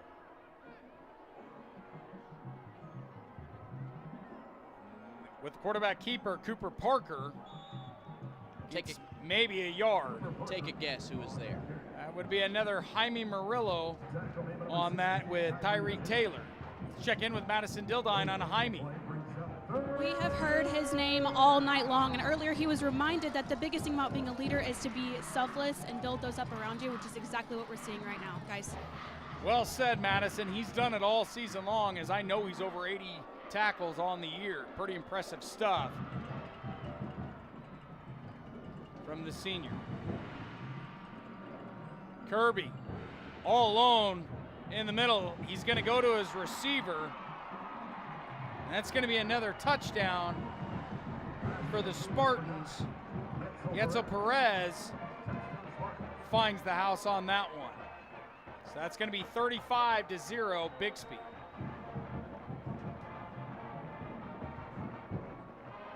You got to get your eyes out of the backfield. That's another play. They just keep doing posts over the middle from the backside, and it's, I mean, I guess if it's not broke, don't fix it. But on the other side of it, for the Broken Arrow Tigers, right now that play is broke, so you have to cover that. And it looks like they're going to go for 2 again. Another 2-point conversion. Cord Nolan there. Now it's just becoming kind of disrespectful. Yeah, I don't understand the purpose of going for 2 when you're already up 37-0. The only thing I can think of is maybe your kicker has some issues, but I don't think the kicker's hurt. We're about to see him kick it off deep into the end zone right here. Broken Arrow trailing 37-0 after the 2-point conversion. We'll take a quick timeout on ArrowVision.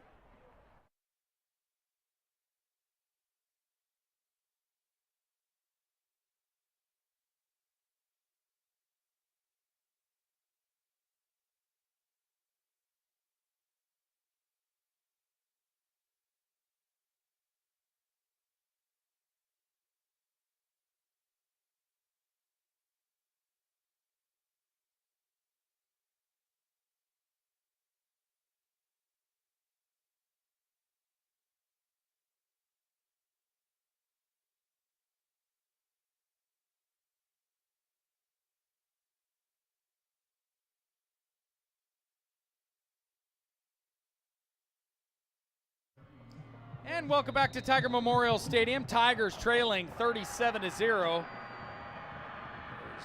Troy Nguyen on to kick. Back deep to receive Deshaun Jordan, Deshaun Caldwell. They go back to Jordan. He's going to keep it again in the end zone. Ball will go on the 20-yard line. So 2 straight touchdowns for the Spartans that have gone the way of going for 2, Devin. You a little surprised by that? Yeah, that's one of those things that kind of does surprise me, especially when you're up 37-0. I mean, I guess you want to see and practice some of your plays, but also it's like there has to be some type of respect for the game and just understanding the situation and knowing where you are. But then again, I mean, hey, it's part of the game, and you play it. If you don't want it to happen, then don't put yourself in that situation. That's kind of how I also look at it. So. Jeremy Satimba in there. Actually, that was Harris. He got back to the line of scrimmage, so Bates rolled out to the right.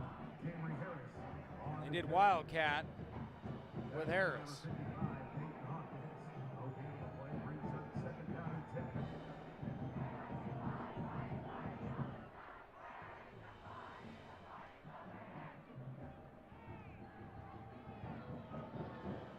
Harris in the backfield with Bates. We got some movement.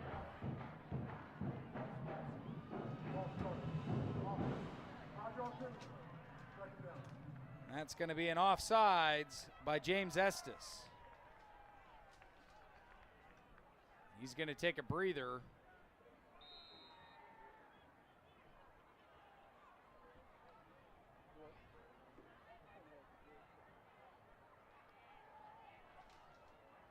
Bates throwing out to Deshaun Jordan. No opportunity there, though. Yeah, it was the right idea, getting the ball out quick. Just got to put that ball on him. Spartans already over 300 yards, 316. Broken Arrow with 40 for total yards.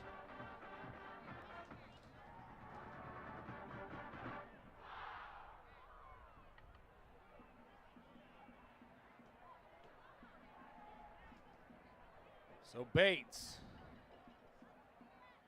Got another one-on-one opportunity up there again with Tayshawn Jones-Wade. Just give him an opportunity, throw it up to him, send it. Bates going to the air this time to say Tayshawn Jones-Wade comes up with it. Couldn't stay up, but he gets across the 50. Love to see it. Just love to see it. So 1st and 10 from the 50 for Broken Arrow. With 3:35 left to go here in the first half. Yeah, they keep giving him that one-on-one opportunity. I would just keep throwing it up to him. Let him out-athlete him.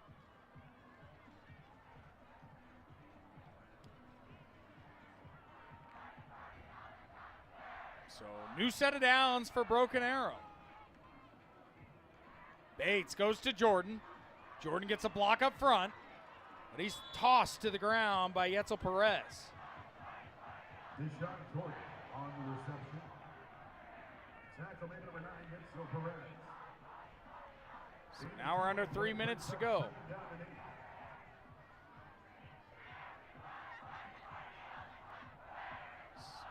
We'll go back to a huddle for Broken Arrow. I'd say throw the deep ball, because that seems like the one thing that's been going positive for you, Devin. Yeah, I would just keep throwing it up to Tayshawn Jones-Wade. I would do it 3 times in a row on the top side of the screen, especially if they're going to keep giving you a Make the one-on-one. sophomore just get used to running all night. Well, if they're going to keep giving you a one-on-one man situation and there's no safety help over the top, go for it. Just keep throwing it up to him. We're going to get a quick timeout on Broken Arrow here with 2:27 left to go until halftime. We'll take a quick timeout as well. You're watching Tiger Football on ArrowVision. Matthews Ford in Broken Arrow has been collaborating with Broken Arrow Public Schools since 2016. Through this partnership, Matthews Ford sponsors the Broken Arrow Teacher of the Year Award by providing a courtesy car for the winner to drive throughout the year. We'd like to recognize Matthews Ford for their efforts in supporting educators and being a valuable community partner with Broken Arrow Public Schools. This support sets a great example of how local businesses can work together with our school system to create a better future for all. At Ascension St. John, you'll find advanced heart care, brain and spine care, and personalized cancer care. And we excel just as much in the things that can't be measured. Listening more closely, caring more compassionately.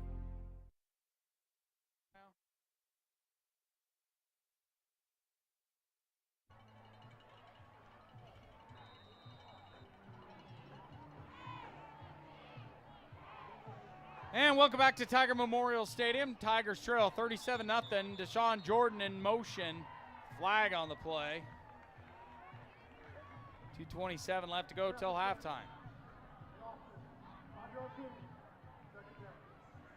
Tigers with the penalties. That'll bring up second down still. They will lose 5 yards. So 2nd and 13, ball on the 47.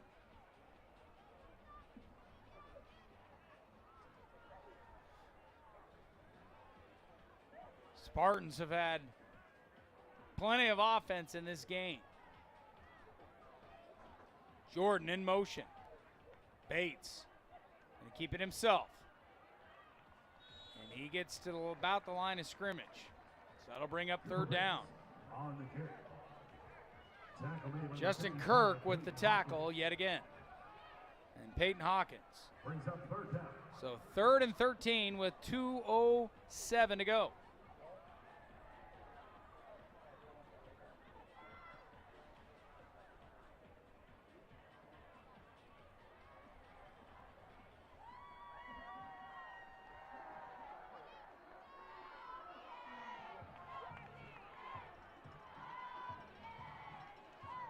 Bates with Harris in the backfield. 2 receivers bunched on the right. Bates staying in the pocket, now rolls to the far side, going over the middle to Tayshawn Jones-Wade, but no opportunity there as it went way over his head. We've been talking about Tayshawn Jones-Wade. He's got 51 yards. The 35-yard was his longest, the one that he nearly took it all the way to the house. Yeah, I think the opportunity is there. I would just keep going back to that. I would put him on the one receiver side by himself and just let him get the one-on-one matchup with the corner on the top side. I think that he has the opportunity where he can continuously beat and win that matchup. He got ran into, but no flag. That was close to being a penalty, but I don't know if he was going to get it in that moment there. Yeah, it should have been, but it's one of those things. I think the ref at this point, he's just like, hey, let's try to keep our flag in our pocket and just keep on. Let him play. Yeah. Empty formation. Coming out to the shifting to pistol. So Carson Kirby, one man in motion,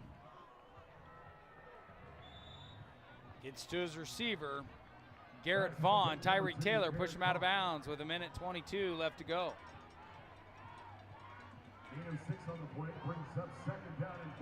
So 2nd and 4 now for Broken Arrow, or excuse me, Bixby. On the toss, Reverse. It's going to be a reverse. And it is Jet Turner. Correction, Yetzel Perez, who goes all the way to the other sideline. And he's racing towards the end zone, still on his feet, brought down near the 20. Yetzel Perez on the carry for a Spartan first down at the Tigers' 23-yard line. That was more of like a Madden football play that you and I have played on a video game before, and we got an injured Tiger on the play. Got a couple of them.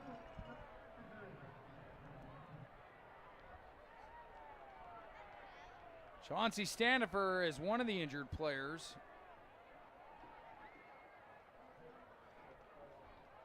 And Caden Moody is the other injured Tiger. Let's pause as well. You're watching Tiger football on ArrowVision. Looks like one of them. Life happens in a hurry. Our money experts will help you keep up. TTCU Federal Credit Union. Life is better in balance. While you are teaching someone special the nuances of keeping the wheel steady, we can provide you means for you to maintain financial equilibrium. First National Bank of Broken Arrow. First people put people first. Racing towards the end of the month? Ask about our early pay options. TTCU Federal Credit Union. Life is better in balance. A couple injured Tiger players will get checked as Cooper Parker going to keep it himself on this one for the Spartans with 37 seconds left to go till halftime. Looks like the Chadwick Stewart on the tackle. Say it again. I said the Spartans are moving kind of quick right here, trying to get into the end zone again for the last 25 seconds. It's Parker going to go over the middle. He finds Cord Nolan down near the 1. There's a flag on the play, though. There is a flag, like you said. And then another flag.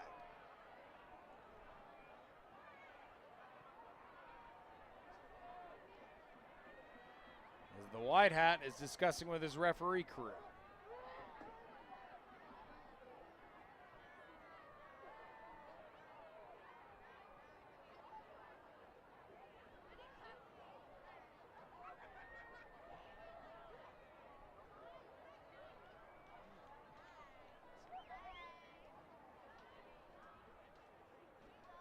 So Laundry is picked up now.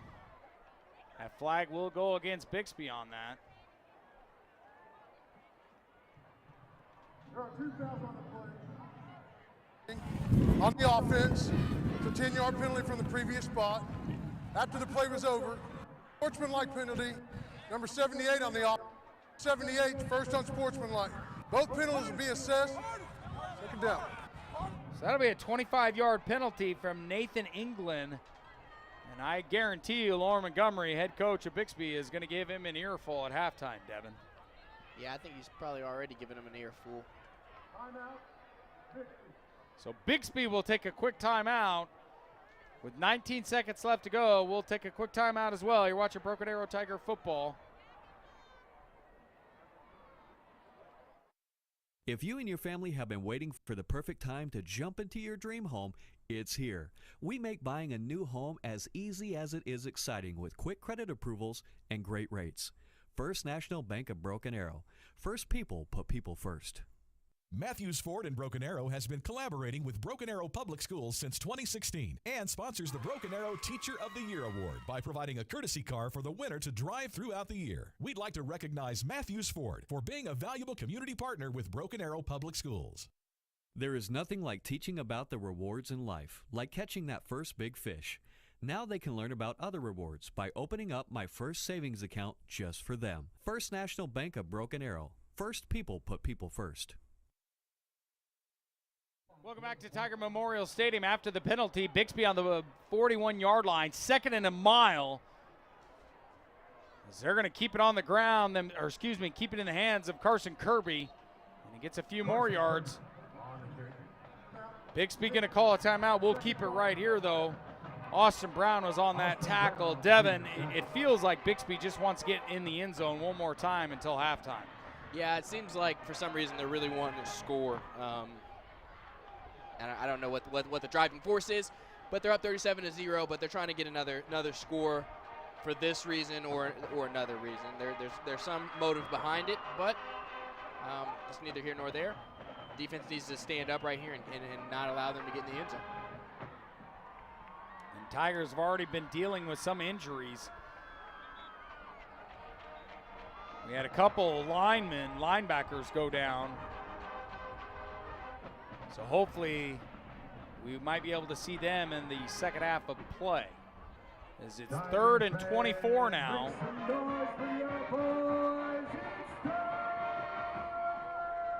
As Kirby looking to go over the middle on a pass play. He's going to just throw it down. So that'll bring up 4th down with 5 seconds left to go. Question for you, Devin. Do you punt it or do you go for it in this situation if you're Bixby? Or do you take a knee? Yeah, that's a great question. I mean, it depends on what. Because it doesn't feel like they're going to take a knee. No, I would say it just depends on what they're going for. I mean, the way they've been playing, I don't think they would punt it or take a knee. Got another timeout. Broken Arrow takes a quick timeout. I believe head coach Josh Blankenship is just kind of contemplating that as well as what Bixby's going to bring at them in this situation right here. The way they've been running the ball, I'd be utterly shocked if they did take a knee. Yeah, I think they're probably definitely going to go for it in some form or fashion. Yeah, whether it be. But is it through the air or is it on the ground? I mean, at this point in the game, with them up 37-0, do they really need to be going through the air at this point? That's the gold question. So I got to ask you, as the former player, you've been in these situations on this side where Broken Arrow's at. How do you stay composed as a player? Because you can't let the emotions get the best of you, because then you get the penalty yards on you. Yeah, I don't know. It's a tough situation to be in. Fortunately, I've never really had to be in that situation. But if I was in that situation, then I don't know. I would just be out there giving my 100% all and trying to pull everybody with me and get every last ounce of effort out of everyone. So we're in prevent defense. Bixby stretches it out, so they're going to go to the air. Yep. They go to Turner. Turner's pushed out of bounds, so great play by that will end the first half of play. Broken Arrow trailing 37-0 as the offense has just picked a spark up for Bixby. 384 total yards to the Tigers 77. Pass yards 255. Broken Arrow 65. Rush yards, we only have 12. Bixby has 129 on the ground. Josh Blankenship is obviously speaking to his squad right now. We'll check in with Madison Dildine, who will try to grab him before they get into the locker room. Let's go to field level. as Madison Dildine is going to be with head coach Josh Blankenship. Ladies and gentlemen, please help us welcome our Special Olympics cheer and pom squads.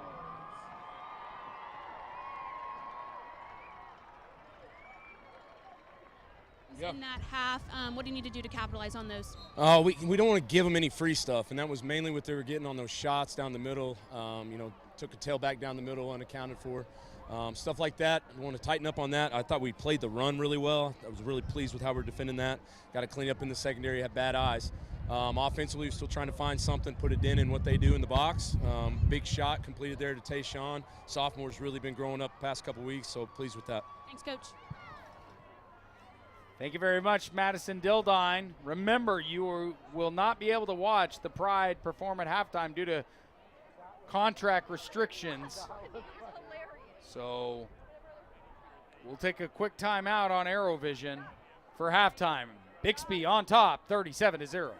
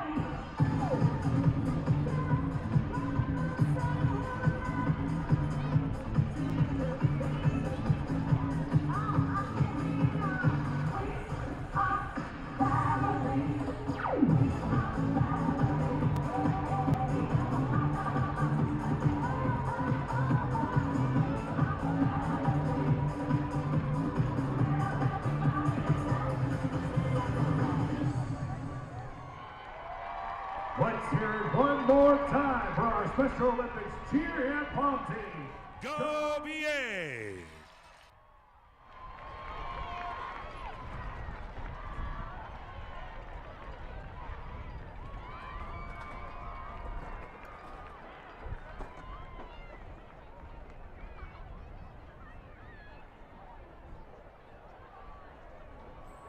Now please welcome to midfield your varsity Tigers. The Tigers are under the direction of head coach Megan Warren and assistant coaches Jenny Smith and Chloe Rhodes. Captains of the varsity Tigers are Aubrey Walters, Audrey Ellis, Elliot Ferguson, and Avery Rayner.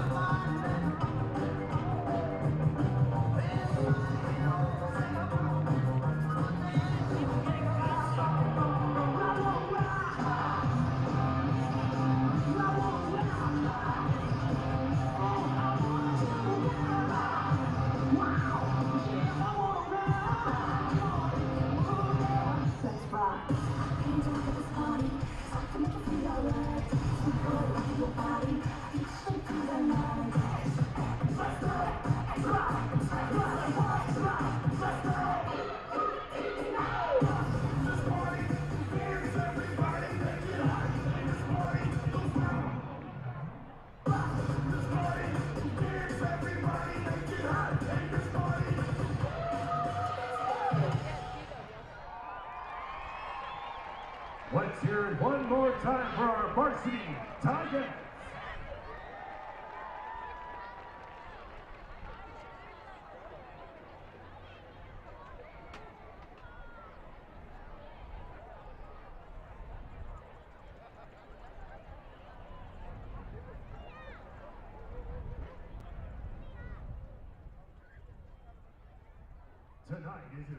It is with great pride to announce that 5 Broken Arrow High School students are named as this year's National Merit semifinalists. Ava Boswell, Philip O., Brody Reed, James Walsh, William Harris are National Merit semifinalists, and Ava Skipper is a National Merit commended student. They're among approximately 16,000 students from across the nation who have qualified for this honor and are some of the highest scoring students in the state of Oklahoma. Our first National Merit semifinalist is Ava Boswell. She is the daughter of Sonia and Jason Boswell. She plans to attend the University of Tulsa and aspires to become an art professor. Our next National Merit semifinalist is William Harris. He is the son of Johnny and Blake Harris. He plans to attend college, major in mechanical engineering, and aspires to work in robotics. Our third National Merit semifinalist is Philip O. He is the son of Chan and Mudu O. He aspires to attend college at Yale, Pomona, or Stanford. Our fourth National Merit semifinalist is Brody Reed. He is the son of Zach and Cheryl Reed. He plans to attend college at OU, OSU, or TU and double major in computer science and software engineering. Our fifth National Merit semifinalist is James Walsh. He is the son of Robert and Alicia Moore. He plans to attend Georgia Tech and major in biomedical engineering. We are also proud to recognize the following commended student. Our commended student is Ava Skipper. She is the daughter of Allison and Jeremy Skipper and is strongly considering Stanford University and would eventually like to work for the federal government. Broken Arrow fans, please give our 2024 National Merit semifinalist and commended student a round of applause for their prestigious academic accomplishments.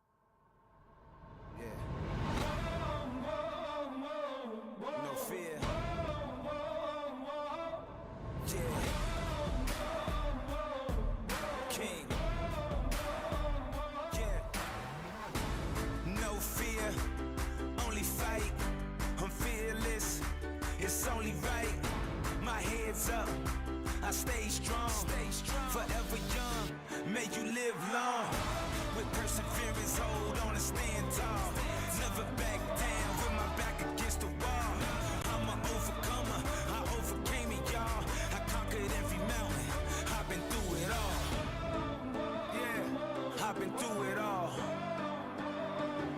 I'm fearless, nothing can ever hold me back. Nothing. I'm unstoppable. I'm unstoppable. I'm fearless. Yeah. I'm fearless. You know. I'm courageous. Yeah. I'm strong. I'm strong. I'm unbreakable. I am. Yeah. I'm fearless. Yeah. I'm fearless. I am fearless. I am fearless. You know. I am fearless.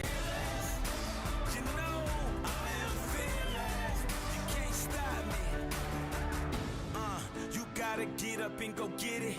I'm fearless. I'm fearless. Nothing can ever hold me back. Nothing. I'm unstoppable. I'm unstoppable. I'm fearless. I am fearless. Yeah. You know. I am courageous. I am strong. I'm strong. I'm unbreakable. You can't break me. I'm fearless. I am fearless. Fearless. I am fearless. I am fearless. You know I am fearless. You know I am fearless. You can't stop me. I'm fearless.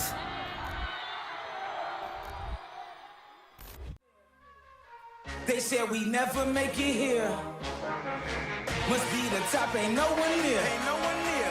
So let me make one thing clear. This is our year. Henson. I think she does it again. Another grand slam. Let's raise a toast to the goats. This is our year. This is our year, our time. Yeah, time is up.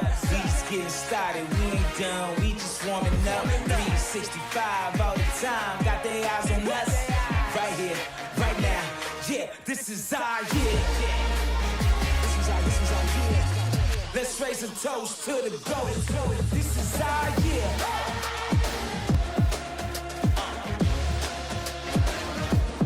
This is our year.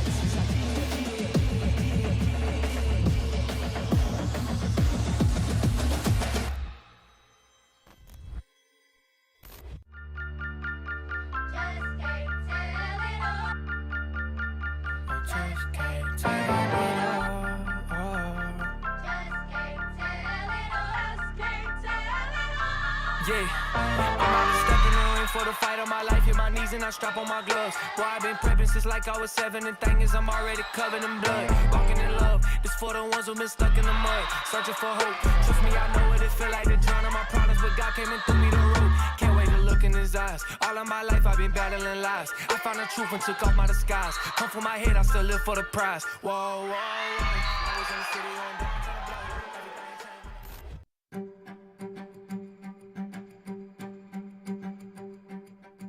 Did you know that last year, our district passed the 20,000 student mark for the first time in history? As enrollment continues to climb, more classroom space is needed. On November 14th, voters will have the chance to add classrooms at key elementary sites to keep class sizes manageable, and all without raising taxes. Visit www.baschools.com/2023bond to learn more.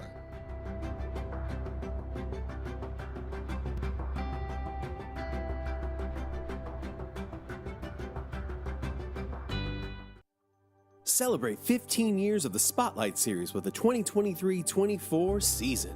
Returning favorites and new and exciting acts fill the season, bringing the world to the Broken Arrow Performing Arts Center. Tickets for shows can be found at www.brokenarrowpac.com or by calling the box office at 918-259-5778. The Spotlight Series is brought to you by Arts OK Inc., the Regional Arts Alliance of Broken Arrow.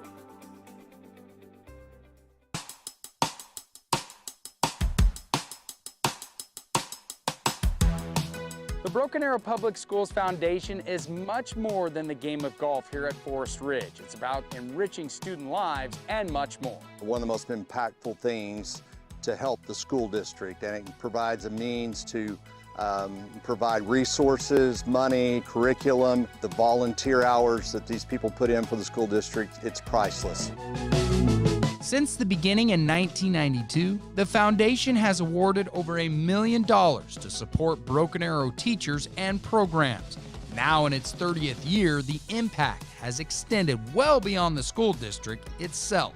The biggest thing to me is the engagement piece, that we have our community members. They are now plugged into BizTown. They do it because they have the right heart and see it as something that will not only change the school district, but the community that their businesses are in or that they live in. With growth and plenty of shots on the green, it's the perfect combination to improve students' lives. With this golf tournament, this is our 22nd annual golf tournament, and this is our biggest tournament we've ever had. The support we've seen from the community and our sponsors, it's the biggest, and we look to grow it for next year as well. The Broken Arrow Public Schools Foundation is all about giving a leg up to talented students and offering a helping hand to teachers. The number one thing we do is school grants, the teacher grants, and we're able to provide tens of thousands of dollars to the teachers and the staff across the whole district. Donating empowers future leaders and opens doors to opportunities and can shape a brighter tomorrow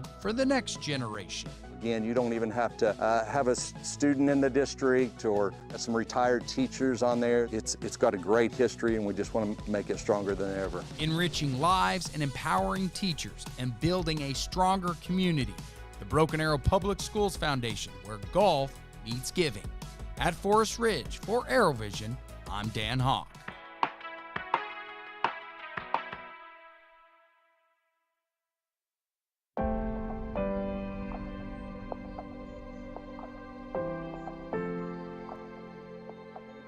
Hello, BA family. I'm so excited to be here today at Sequoia Middle School with the Child Nutrition team here.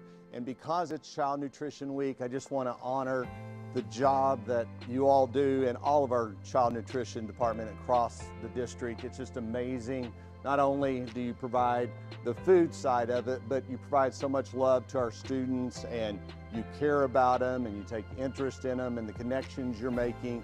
It means so much, and it's breakfast, it's lunch, and you go above and beyond, and it's just a huge part of what we do of educating our students. And I just wanted to take a minute to recognize you and all of our child nutrition workers across the district and just say thank you, we appreciate you. And as we finish all of our videos, what do we say? The best is yet to come.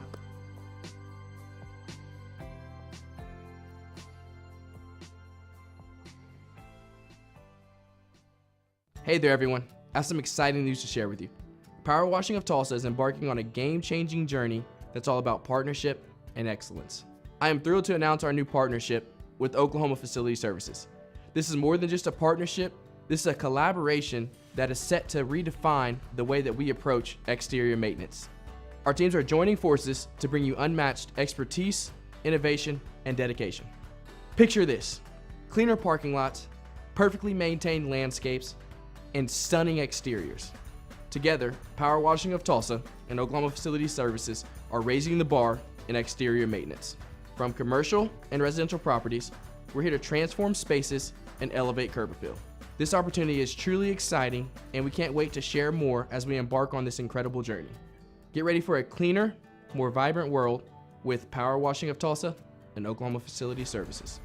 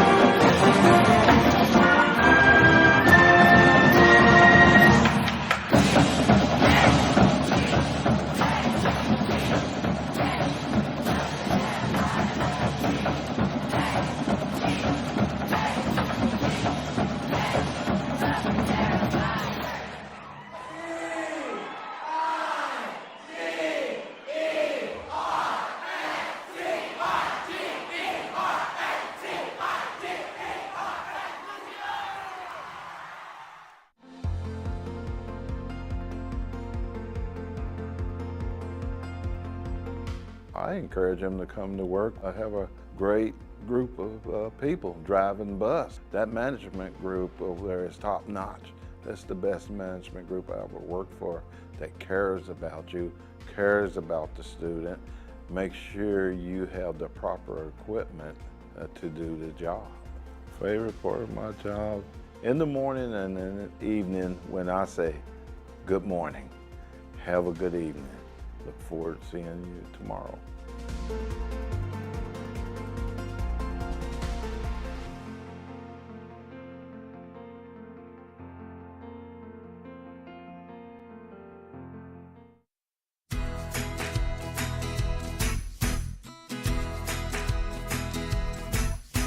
Monday through Friday are a little bit different in Miss Jaden Means third grade class here at Van Heaver Elementary. Her Great Dane Minnie accompanies her by her side as she helps identifies Means severe anaphylactic reactions. Great partner work. I'm seeing students who are doing their must-dos and may-dos.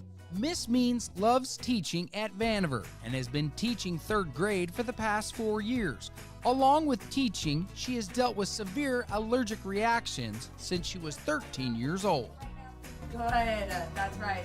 So there are some things I know that I'm allergic to, and then there are some things that I don't know, and it just happens at random. And so she has actually begun alerting me within the last month. She started to pick up on what's happening in my body and by smelling and licking my hands. And so she has started to figure that out at roughly about 3 to 5 minutes before a reaction begins. Now, Minnie is like any other well-behaved student in the classroom, except when she is called upon, it might be a life-changing moment. She carries my medication on her vest, so it's quick for me that I can easily open the medication that I need and take it in hopes that it helps to prevent such a deep anaphylactic reaction. But Minnie isn't your typical service dog. She's become the second assistant teacher any kid would love to have.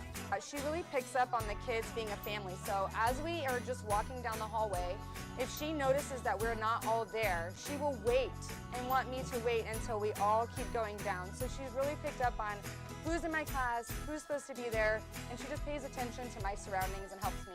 It's been a learning lesson, not just for Minnie, but also the students in Miss Means' class. It's teaching the kids a very valuable thing that they're going to run into in life. And many of them have said, I've never seen a service animal before. You know, what do they do? So we've had conversations about how important she is and what they do, and even to the point that we have practiced whole groups several times, and so they know what it looks like when Minnie goes to get help. Through the bond between Jade Means, her Great Dane Minnie, and the students, Vandiver Elementary showcases the remarkable impact of teamwork, empathy, and of course, education.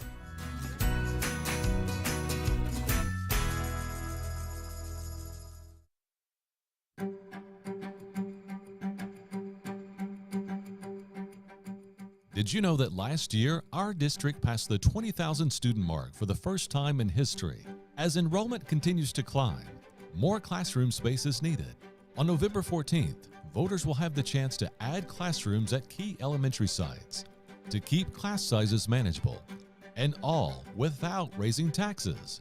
Visit www.baschools.com/2023bond to learn more.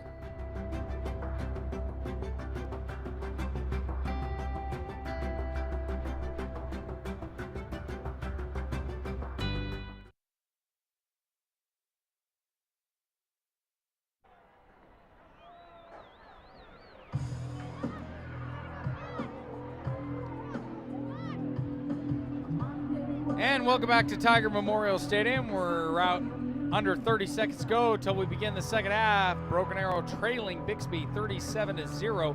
Some scores around the area for you. Westmore over Enid, that was on Thursday night, 42-20. Jinx over Moore right now in the second quarter, 21-0. Union over Mustang, 31-7. Owasso on top of Yukon, 34-14. Norman North on top of Southmore. That's a final 43-14. And Edmond Santa Fe leading Norman at the half 28-26. Madison Dildine is on the sideline. We'll check in with her to find out what head coach Josh Blankenship told his boys at half. Devin Johnson is my color analyst. Devin, what do you want to see out of the Tigers here in the second half? I want to see some responses right here. I don't want to see you just lay down and quit. I want to see some fight, and I want to see you get up and punch somebody in the mouth. That's what I want to see. I want to see somebody play with a little bit of intensity. I hope that is exactly what transpires for the Tigers. They will get the ball. And I want to see in the third quarter is 38 points for the Broken Arrow Tigers and 0 points put up for the Bixby Spartans. I like that idea. The wind is picked up. The ball fell off the kicking tee. Deshaun Jordan and Deshaun Caldwell back deep to receive. Torrey Nguyen kicking it. Jordan staying back in the end zone, so the Tigers will respond for the 20-yard line. Let's check in with Madison Dildine, who's on the sideline. Madison, what did we learn from halftime? All right, we'll go back to Madison in a little bit. Tigers starting from their 20-yard line. Cooper Bates with Cabry Harris in the backfield. Got another one-on-one opportunity.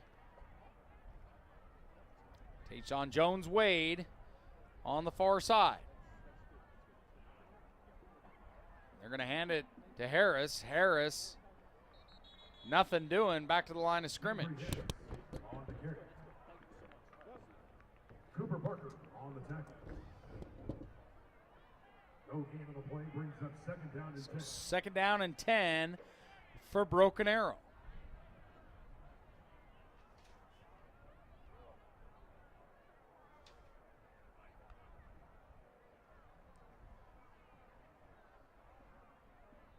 Harris in the backfield. Two receivers to the near side. Bates staying in the pocket. Give it to him. Goes to Tayshawn Jones-Wade, and like you said, he was wide open, but nothing doing, and that will bring up third down. Yeah, I'm kind of surprised that the Spartans have just kind of left him all alone over there. Well, the Tigers haven't really taken advantage of it to this point like they should. Yeah, they've taken advantage of it one time, but I think that I would keep trying to exploit that, and I would keep going back to that well if it's going to keep giving you water. So third down now. Ezekiel Wilson in motion, all kinds of flags thrown. That was false start on the Tigers. Let's check in with Madison Dildine as to what the halftime speech was. Coaches were just saying, don't give them anything. You're playing physical. You just have to keep fighting. Dan? Keep fighting, exactly what the Tigers have to do if they want to get back in this ball game. So it's going to be 3rd and 15 now. Ball on the 15. Bates going over the middle to say Tayshawn Jones-Wade. He's going to get a pretty good pickup, but it's not going to be enough for the first down. Do you go for it here, Devin? Well, looks like let's see what this flag is first, and then that'll, I think, will determine whether or not you're going to go for it or not. During the run, holding, offense. That penalty's declined. 4th down. So it'll be 4th down now for Broken Arrow. 4th and 2. And it looks like they are going to punt the ball. Levi Jensen in there on special teams. Cooper Bates going to punt it off to Braden Presley.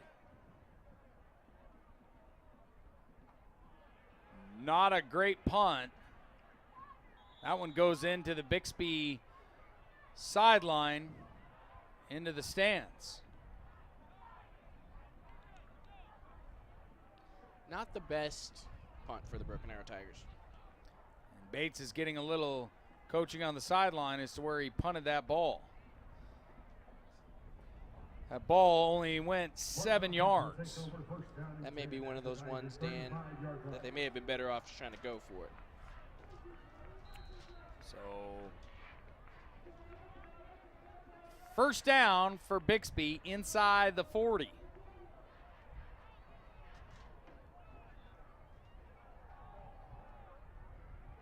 Carson Kirby throwing a deep ball. Goes off a Tiger defender, Chauncey Standifer. There is a flag on the play. Not what we need to see Pass right interference, here. defense, 15-yard penalty, results in a first down. I thought that was great coverage by him. He just has to get his head back around. He was in a good position. Just trust yourself and turn back and find the ball. So Bixby near the 20.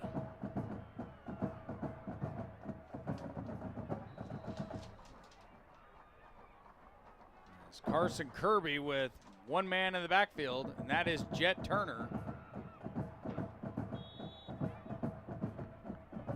Actually, that's Cody Curl. Jaime Murillo on the tackle. So 2nd and 7 now for the Bixby Spartans.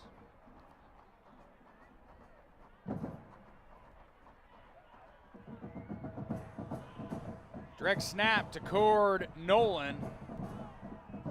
He's gonna get some more positive yards. Jaime Murillo just throws his man down as well. So the Spartans threatening again to get inside the end zone.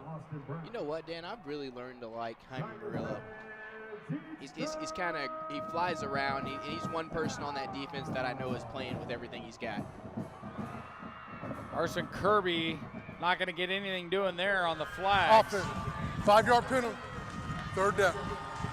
Offensive penalty, that'll be another 5-yard penalty for the Spartans. Yeah, Jaime has really turned into something really special. Already over 80 tackles on the season. The senior giving it his all in his final year as a Broken Arrow Tiger. Spartans move all the men back to the line. Another man in motion. Great play. Not much doing there. That was a great play by number Cody Cruel on the carry. Cody Cruel on the carry, not much yards. Yeah, great play by Cody Cruel right there, coming up, making it, and disrupting the ball in the backfield and making a play on 3rd down. So 4th down and 11 for the Spartans. Ball on the 21-yard line for the field goal. Troy Noon is gonna get it up, but it is wide left. No good. It's a good defensive stop right there. That could spark something for the Tigers here. Yeah, that was a great defensive stop right there, getting off the field on 3rd down. That's what they need to do if they want to get back in this game.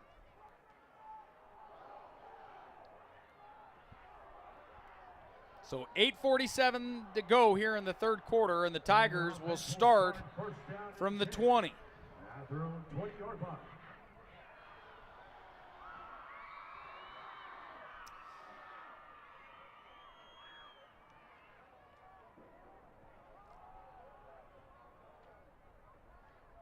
Avery Harris in the backfield with Cooper Bates.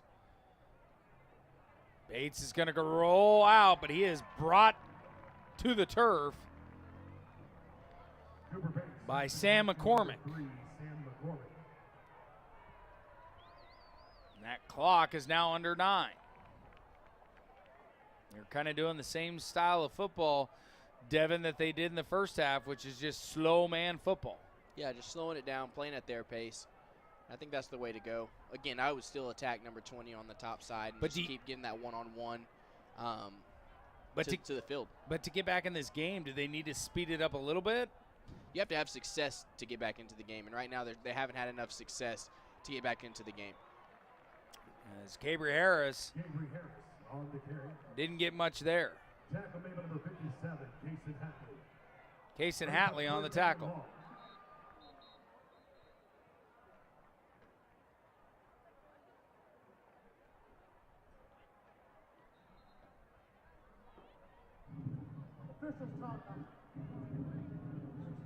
So officials timeout. Looks like we might have an injured Spartan.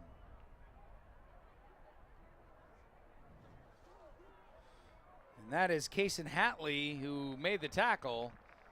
He's walking off gingerly with his helmet off.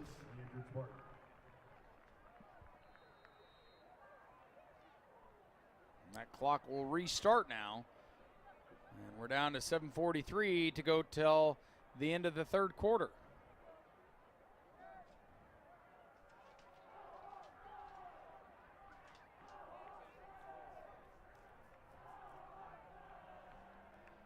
So 3rd down and 23. Ball on the 8-yard line. Bates gonna go to Harris. Harris gets by a bunch of Spartans fighting for some more yardage. Not good enough for the 1st down, but a very solid pickup. Yeah, that was probably one of the first positive run plays that the Tigers have had.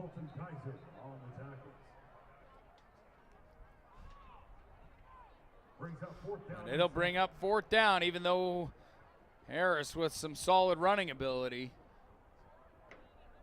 It's 4th and 8. The wind blowing all over the place. As Braden Presley back deep to receive. We got a flag on the play. Offense. 5-yard penalty. 4th down. That is our 8th penalty of the contest. And that's 8 for 60 yards. Spartans only have 3 penalties for 30 yards. Tigers once again struggling on 3rd down. We're 3 of 10. Yeah, it's tough when you're playing a good team, Dan, and you keep shooting yourself in the foot. It's hard to get up. You already know you're playing a opponent that's going to execute. So shooting yourself in the foot doesn't help you. Nice punt coverage by the Tigers as Presley doesn't get much. Yeah, it was a much better punt than last time.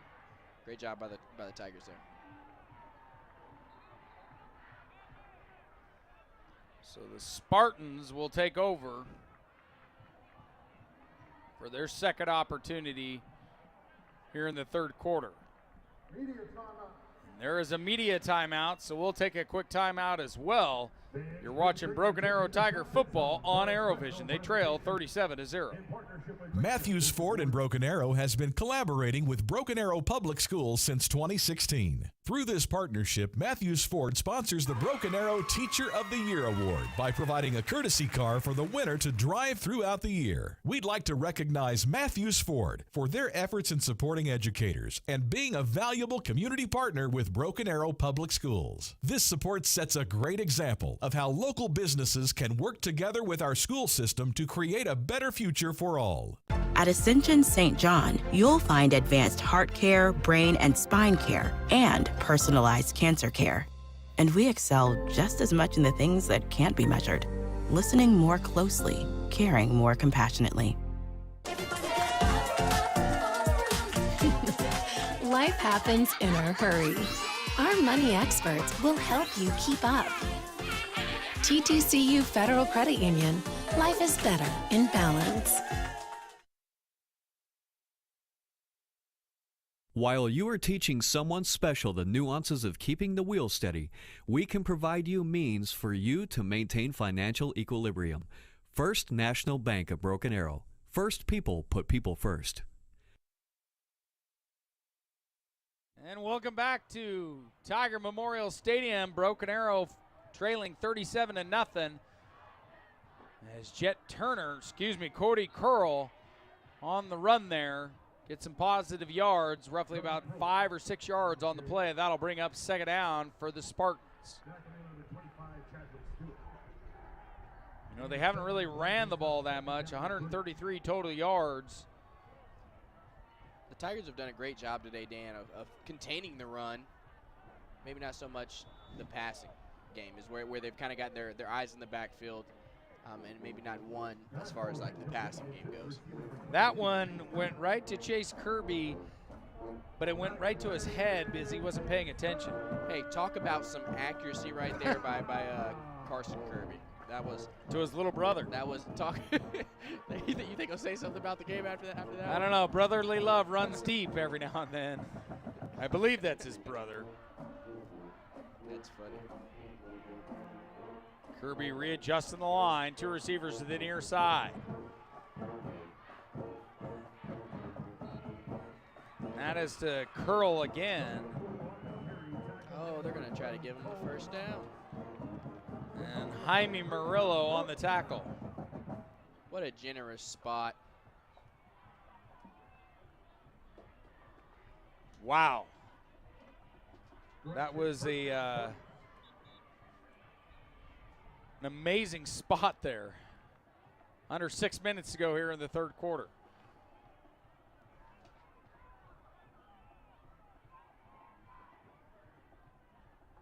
Kirby with a man in motion. They're going to curl. Curl gets a couple more. Now we'll bring up second down. Jaime Murillo and Austin Brown on the tackle. I'm assuming Murillo has become your new favorite player, Devin. Yeah, that is a great assumption because that assumption would be 100% accurate. Kirby all alone. He's going back over the middle to Sam, correction. Cord Nolan for the touchdown. And Bixby adds another one on the board. That'll be 43-0 now.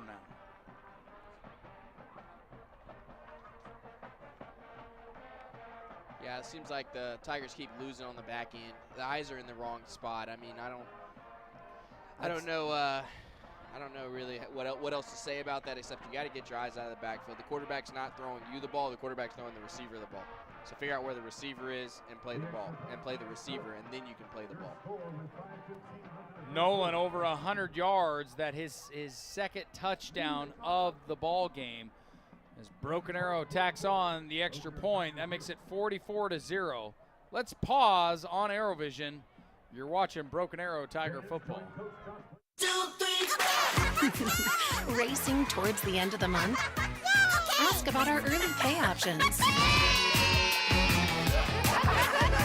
TTCU Federal Credit Union. Life is better in balance. If you and your family have been waiting for the perfect time to jump into your dream home, it's here. We make buying a new home as easy as it is exciting with quick credit approvals and great rates. First National Bank of Broken Arrow. First people put people first. Matthews Ford in Broken Arrow has been collaborating with Broken Arrow Public Schools since 2016 and sponsors the Broken Arrow Teacher of the Year Award by providing a courtesy car for the winner to drive throughout the year. We'd like to recognize Matthews Ford for being a valuable community partner with Broken Arrow Public Schools. There is nothing like teaching about the rewards in life, like catching that first big fish. Now they can learn about other rewards by opening up my first savings account just for them. First National Bank of Broken Arrow. First people put people first.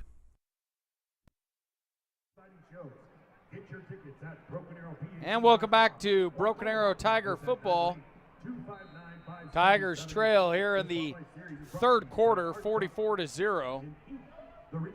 It's been all Spartans this evening. They've already got 447 total yards of offense to the Tigers' 93.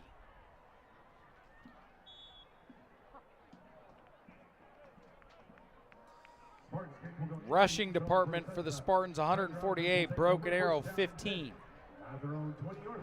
Passing yards has been the only efficiency so far this evening for the Tigers with 78 yards, but the Spartans 1 yard shy of 300.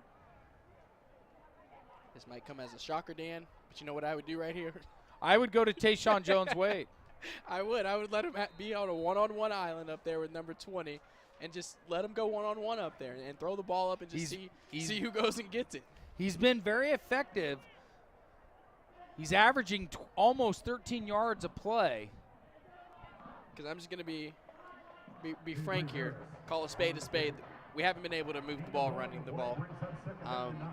So go to what's working. Getting the ball out quick, fast passes, or throw it up to Tayshawn Jones-Wade and just give him an opportunity to try to make a play. Harris only got a yard on the play. That brings up 2nd and 9. Ball on the 21-yard line. 4:40. They have the one-on-one look right now. Man in motion is Harris. Give it to him. Give it to him. Going over the middle, Ezekiel Wilson, but it is picked off by the Spartans, Cooper Parker. So the Spartans will be in great field position after the interception. Should have threw it to Tayshawn Jones-Wade. But it was the right idea. I like that. I like that approach versus the trying to continuously run the ball because, unfortunately, we haven't been able to capitalize on the run. So I'll take that over doing the same thing and getting 0 yards running the ball. So not a bad idea. Just wasn't executed to perfection. So ball on the 42-yard line. Broken Arrow trailing 44-0. Carson Kirby in there. Cody Curl firing it over to his slot receiver. That is Austin Winnett. Braden Hardiman coming up with a tackle right there.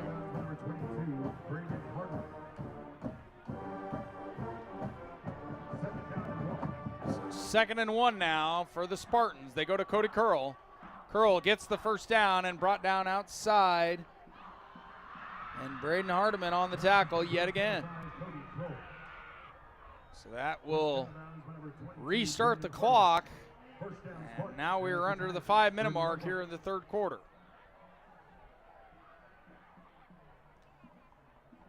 Quick pass to Cord Nolan, diving, grabs it.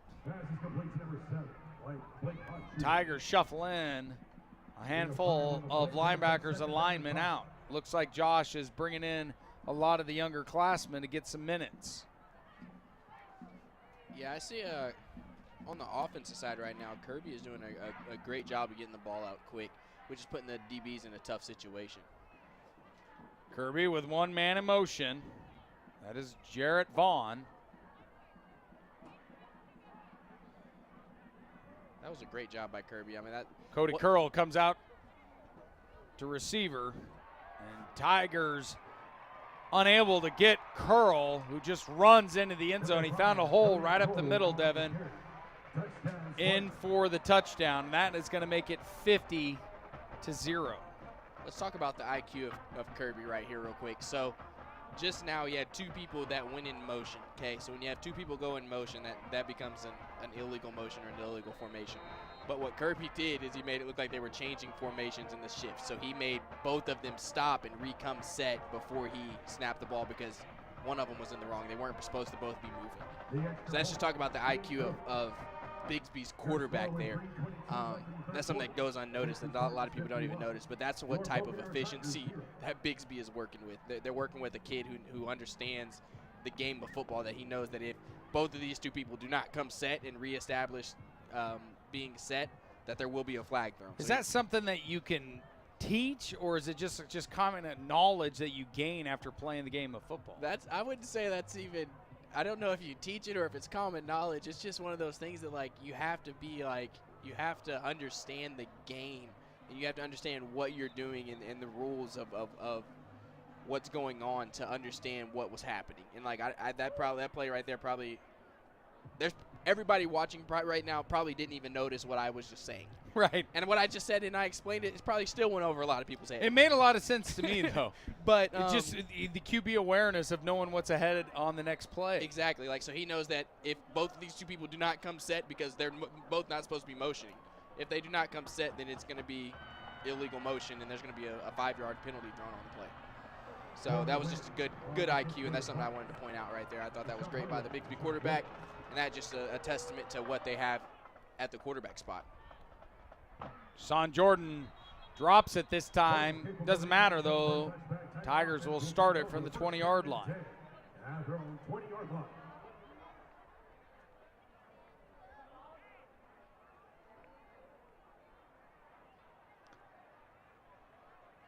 At this point, I would assume Josh is going to allow a lot of his underclassmen to get some minutes here. I wouldn't make that assumption. I would just say that they're probably going to still try to go put points on the board. You don't want to have a goose egg left on the board, so they're probably going to still try to execute and try to get better. They're going to go to Harris, and Harris is going to find a hole and more to the 50, and I don't think any Spartan's going to get him. He is in the end zone for 6, and that gets Broken Arrow on the board. Great job by Kavry Harris in making that play happen. That was a good job by the receiver blocking downfield as well. Good job by the Tigers executing right there. Outstanding play. Good cutback right there, putting your foot in the ground, sticking, and then taking that thing 60, 80 yards to the house. And with that run, he's now over 400 yards on the season for his 2nd rushing touchdown as well. He won't match his longest yardage of the season. He had a 73-yard run. But regardless, Harris is in the end zone for 6 with 3:08 left to go. I believe that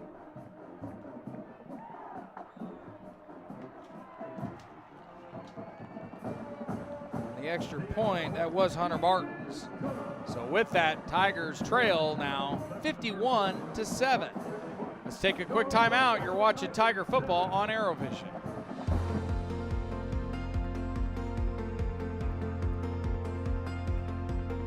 I encourage them to come to work. I have a great group of people driving bus. That management group over there is top notch. That's the best management group I ever worked for, that cares about you, cares about the student, make sure you have the proper equipment to do the job. Favorite part of my job, in the morning and in the evening when I say, good morning, have a good evening. Look forward to seeing you tomorrow.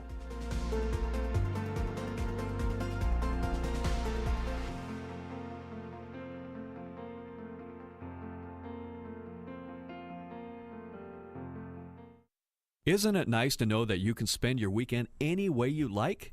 We have convenient e-bank products such as online banking, mobile deposits, mobile banking, and account alerts, just to name a few. E-bank, whenever, wherever, why ever. First National Bank of Broken Arrow. First people put people first. Welcome back to Tiger Memorial Stadium. Tigers trail 51-7. Nick Irvine on the kick. Squib kick. Try to go with the old surprise onside right there. I Cole like the play Brennan call. Just dives on it. I like the play call. Still being aggressive, trying to get back into this one. Not mad at it. So we have, let's go to Madison Dildine real quickly. Following that touchdown, Coach Blankenship made his way over to Cabry and said, hey man, take your time and watch yourself. Great job, Dan. Got to enjoy the moments when you get them. Tigers putting points on the board in the third quarter. Spartans have scored in every quarter as they send a man in motion.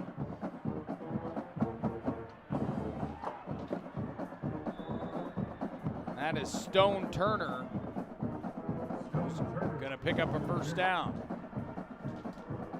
I like that. Take your time and watch yourself. How many times did a coach tell you that when you made a big play? Never, because if he did, my head would have got bigger than what it should have been. And I'm telling you, oh, come on now.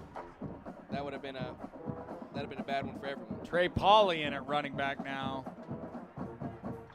for the Spartans. On the tackle, Chadwick Stewart. 2:51 to go here in the third quarter.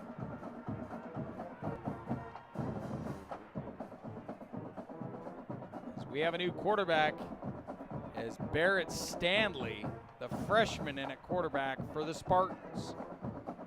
Two receivers at the far side, one at the near side, one man in the backfield. Barrett Stanley's going to go to the ground. It is Landon Baker on the run.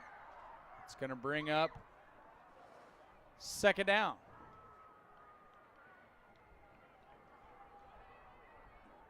Trey Pauly on the carry. No gain on the play, brings up second down to 10.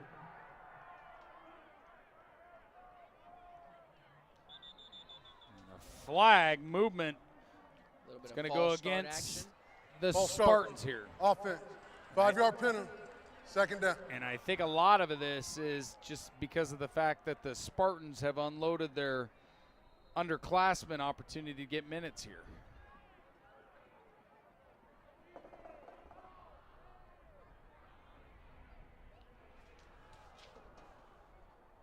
Now running at running back, Jackson Tobin for the Spartans. It's Braden Presley in there at receiver. We got a flag on the play. Before the delay of game, timeout, Bixby. Timeout. First charge of the half. Timeout by Bixby. So we'll pause as well. You're watching Tiger football on ArrowVision. Tulsa Bone and Joint, Northeast Oklahoma's sports medicine experts. We are pleased to help you and the athletes in your life with a number of surgical and non-surgical options. Tulsa Bone and Joint is proud to serve as team orthopedist for local high schools such as Broken Arrow, Owasso, Sapulpa, Cascia Hall, and Bishop Kelly. We're also proud to be team orthopedist for FC Tulsa. Tulsa Bone and Joint, moving life forward.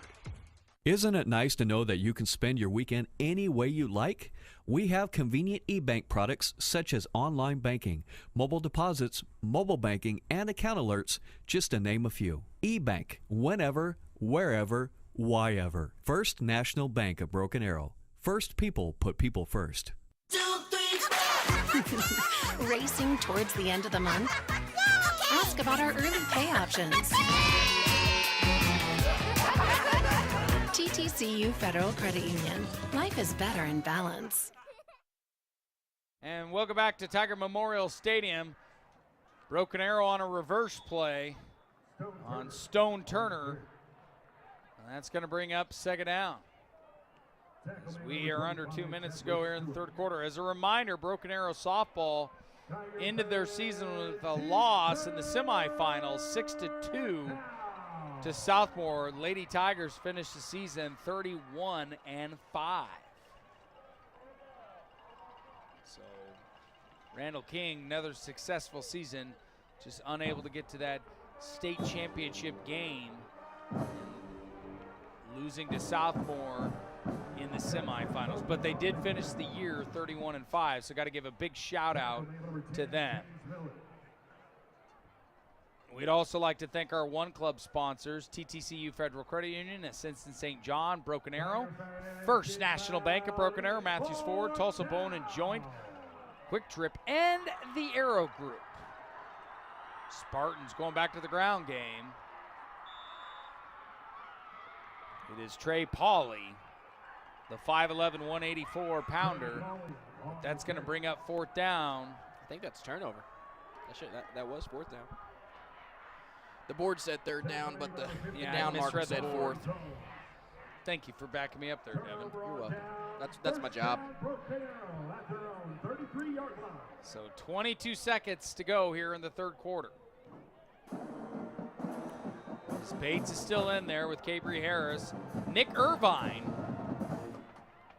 back in there at tight end. Looks like it's going to be a wildcat to Harris. Harris fighting for some yards. Gets about 4 or 5 on the run. That's going to be 10 seconds to go. That might be the final play of the third quarter.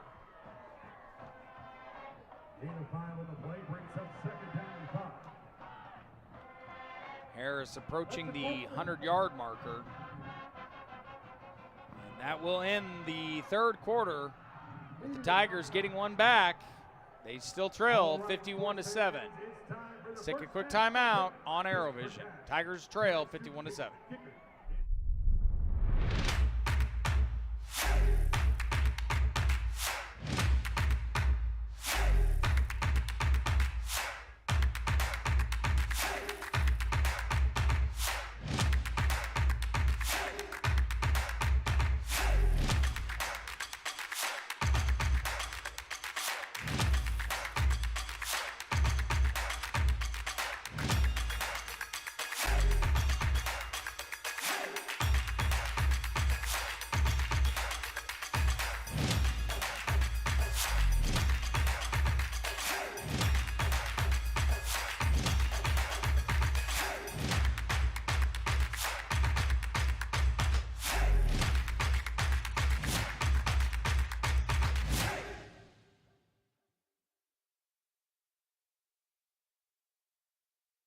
At Ascension St. John, you'll find advanced heart care, brain and spine care, and personalized cancer care.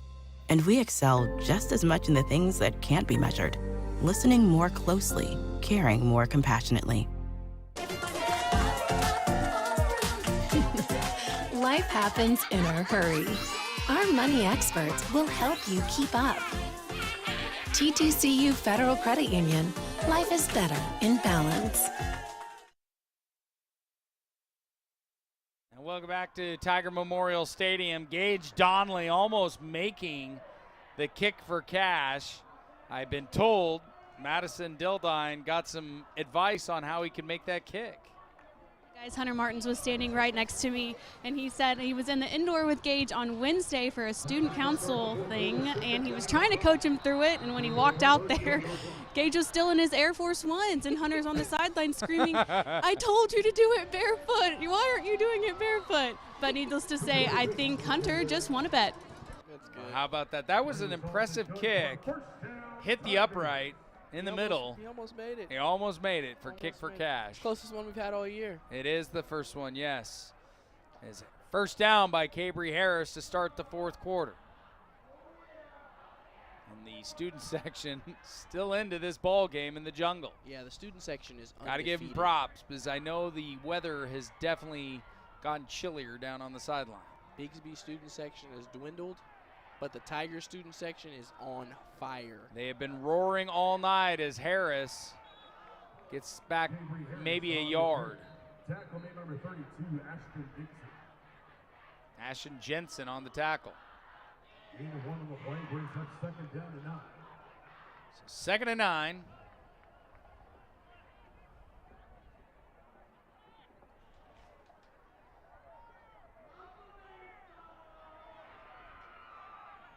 In the fourth quarter, Union is beating Mustang 46-7. So they will move to 6-1 as Bates is going to go to the air. It's Tayshawn Jones-Wade, but no opportunity for the reception. Yeah, right idea. Just put that ball on him. Norman North, a winner over Southmore, 43-14. They will improve to 5-2. In the third, Norman on top of Edmond Santa Fe, 41-31. At the half, Jinx is beating Moore 21-0.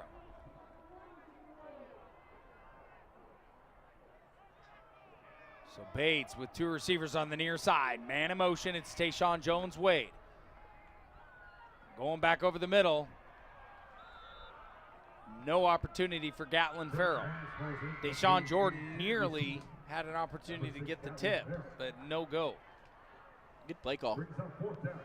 Good play call by the offensive coordinator. Lack of execution by the Broken Arrow Tigers. Justin Pruitt dialing up a good one there.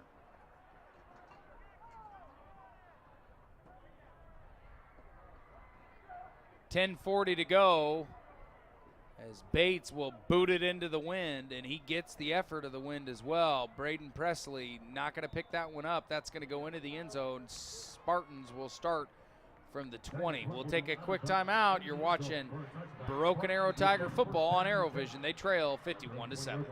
Matthews Ford in Broken Arrow has been collaborating with Broken Arrow Public Schools since 2016. Through this partnership, Matthews Ford sponsors the Broken Arrow Teacher of the Year Award by providing a courtesy car for the winner to drive throughout the year. We'd like to recognize Matthews Ford for their efforts in supporting educators and being a valuable community partner with Broken Arrow Public Schools. This support sets a great example of how local businesses can work together with our school system to create a better future for all. While you are teaching someone special the nuances of keeping the wheel steady, we can provide you means for you to maintain financial equilibrium. First National Bank of Broken Arrow. First people put people first. Welcome back to Tiger Memorial Stadium. Let's check in with Madison Dildine. Madison, how is the weather conditions down on the sideline? Conveniently, you asked that, Dan. It is freaking freezing down here. I'm sorry that it's cold down there on the sidelines. If it makes you feel any better, it's kind of cold up here in the press box, too. I want to thank Madison Dildine for braving the elements on the sideline. Devin Johnson doing the color analyst duties with me in the booth. Jeremy Bryan, our spotter, staying on top of everything. Jaime Murillo coming up, making another great play. Trey Pauley on the run. Not much doing there for the senior. We have an injured Tiger on the play. Can't tell if it's a knee or if it's an arm. I do know one thing, Devin. With the weather conditions that Madison just described, being on that turf is not a fun feeling right now. Yeah, playing right now, they probably don't. It's probably not as cold to them. I mean, you see some of those guys out there in short sleeves and running around right now, so that they probably don't feel it as much as we do standing still. So we'll take a quick timeout on ArrowVision as we have an injured Tiger football player. Tigers trail 51-7. If you and your family have been waiting for the perfect time to jump into your dream home, it's here. We make buying a new home as easy as it is exciting with quick credit approvals and great rates. First National Bank of Broken Arrow. First people put people first.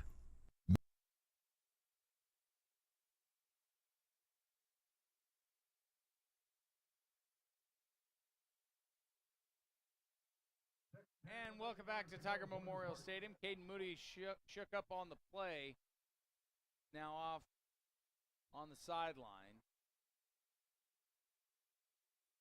New running back in there is Stone Turner, and he's going to keep it himself on the Wildcat. Turner picks up about 6 yards on the play. 10 minutes to go here in the ball game, 51-7. Tiger fans, it's third down. Third down, 25-yard line. As Turner trying to do the hard count to draw off the Tigers on the pitch. A long run for Turner. Great pursuit right there by the Broken Arrow Tigers. Zedekiah Chapman on the tackle.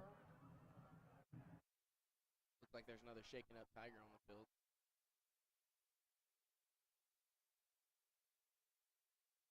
Tayshawn Jones-Wade. That is not what we want to see because he's been very effective receiving for the Tigers.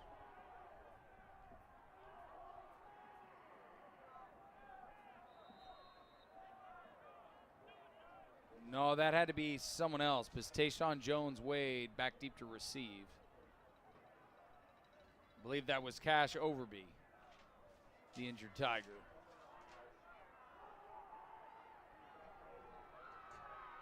Stone Turner going to keep it himself on the fake punt, and he's going to get the first down and more. Deshaun Jordan along with Jaime Murillo once again, Devin, on the tackle. But I want to know why you're faking the punt. So I think that one makes a little bit more sense to me than earlier going for two. So the reason I say this one makes a little bit more sense is because it was a rugby-style punt. So what the punter is looking for is if he has numbers. So I don't think that was a call by the coaches. I think that's more of a player reading that one himself, and he read that he had the numbers and he took off and got it himself.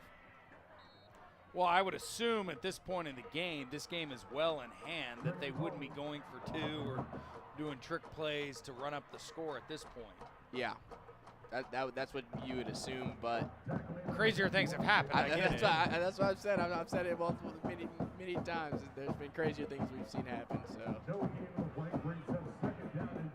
with 8:25 left to go, it is 2nd and 10.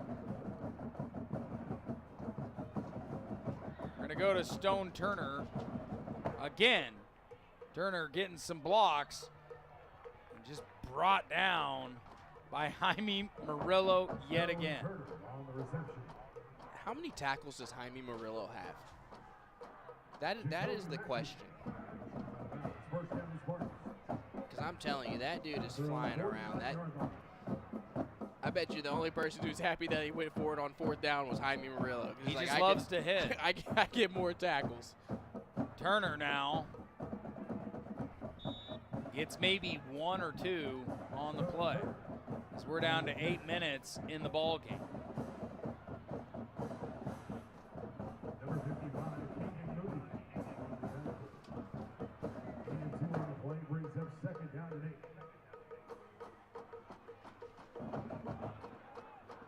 So 2nd and 8 for the Tigers, or excuse me, the Spartans. Drew Gillen in the backfield now, another senior. The depth of these running backs that they have for the Spartans is uncanny, man. That's at least 4 or 5 different running backs, and they're going to go to Gillen. Gillen gets some more positive yards, probably 5 or 6 on the play, but I want to go back to that, Devin. It's just so many different running backs for the Tigers, or for the Spartans. We have an injured Tiger. Josie Sanders is injured on the play. Let's take a quick timeout on ArrowVision. Tigers trail 51-7. Matthews Ford in Broken Arrow has been collaborating with Broken Arrow Public Schools since 2016 and sponsors the Broken Arrow Teacher of the Year Award by providing a courtesy car for the winner to drive throughout the year. We'd like to recognize Matthews Ford for being a valuable community partner with Broken Arrow Public Schools.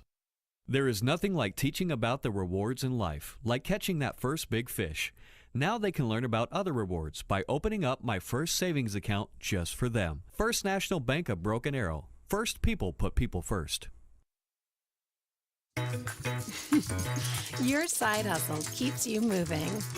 We'll help you get where you really want to go. TTCU Federal Credit Union. Life is better in balance. Isn't it nice to know that you can spend your weekend any way you like? We have convenient e-bank products such as online banking, mobile deposits, mobile banking, and account alerts, just to name a few. E-bank, whenever, wherever, whyever. First National Bank of Broken Arrow. First people put people first. And welcome back to Tiger Memorial Stadium. Under 7 minutes, almost 7-minute mark of the ball game. Spartans on the 45-yard line. This game obviously well in hand. Tigers are going to lose a tough one here and travel to Enid next week. But I got to ask you, as far as this underclassmen kind of getting the feeling of, you know, what it's like to play on Friday nights, at this point, what do you want to see out of the Tigers? Well, I just want to see them keep fighting. And it doesn't look like they're putting in any underclassmen right now. They're still got their people out there still letting them roll. But this is an opportunity. If there are people that you want to see what they have, you put them out there. But I wouldn't put people out there just to put people out there. Like, maybe if there's somebody you want to see, like, okay, let's see what he's got. Let's put him out there. But we're not just going to put people out there just because the score's out of hand. Turner gets leveled by a host of Tigers.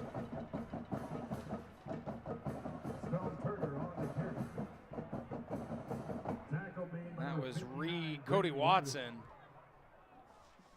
on the tackle. As Austin Brown just gets off the field in time. They're going to call a timeout. Broken Arrow is going to call a timeout here with 6:36 left to go. We'll pause as well. Tigers trailing 51-7 on ArrowVision.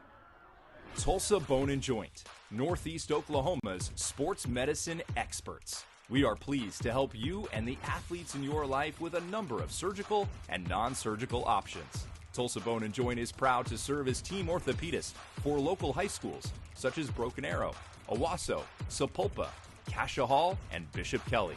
We're also proud to be team orthopedist for FC Tulsa. Tulsa Bone and Joint, moving life forward. Racing towards the end of the month? Ask about our early pay options. TTCU Federal Credit Union. Life is better in balance. Matthews Ford in Broken Arrow has been collaborating with Broken Arrow Public Schools since 2016 and sponsors the Broken Arrow Teacher of the Year Award by providing a courtesy car for the winner to drive throughout the year. We'd like to recognize Matthews Ford for being a valuable community partner with Broken Arrow Public Schools. 4th down for the Spartans here in the 4th quarter. 6:35 left to go. And Turner is not going to get that first down. Number 19, Stone Turner. On the tackle was Cody Watson. So Tigers will start midfield roughly. for a new set of downs and a first down and 10.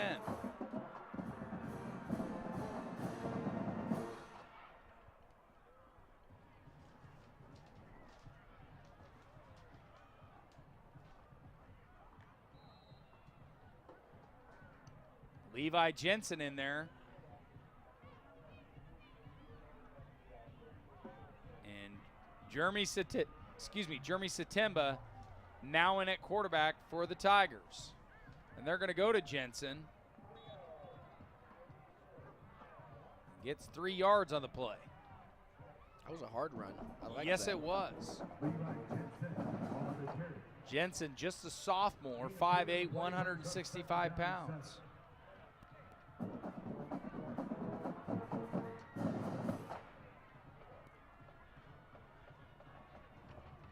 Six minutes to go in the ball game. He's only 165?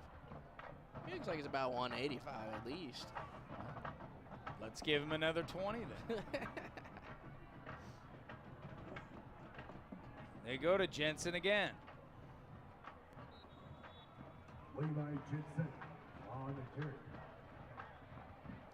That'll make another 4-yard run for Mr. Jensen. Kid Houston on the tackle brings up 3rd down and 3.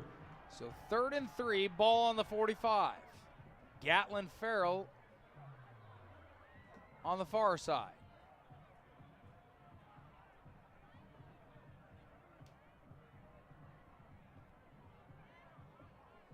Play clock down to 10. Game clock down to 5:11. Another hard run, but he's not going to get any yards on this one. So that'll bring up 4th down. 4th and 2. You go for it here, Devin? Yeah, you go for it. What do you got to lose? You know what I'm saying? It's 51-7. Go for it. The odds are in your favor right here.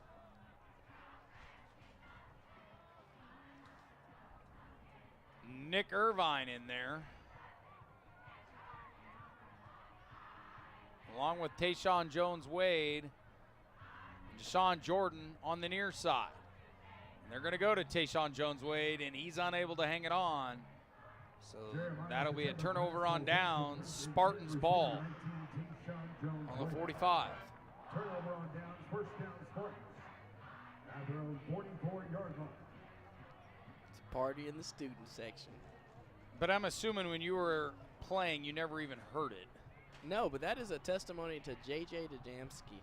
I don't know if a lot of people know who that is, but the ones that do know that he's the one that kind of kick-started the Broken Arrow Tigers student section. And he's kind of the legend around here when it comes to school spirit, and he's still doing great things with other schools and other communities. So, man in motion, Grant Mahler. And we got a flag on the play. That's going to be a 15-yarder. I have never seen a ref throw a flag with so much intention behind it. That flag. That was a lot of gusto. That flag went 30 yards in the air, Dan. Maybe if we have a pass, punt, and kick competition, he should take part. On the defense. 15-yard penalty will be added at the end of the run, results in a 1st down. So that 15-yard penalty will move the ball up to the 40 for Bixby. At the Tigers' 40-yard line.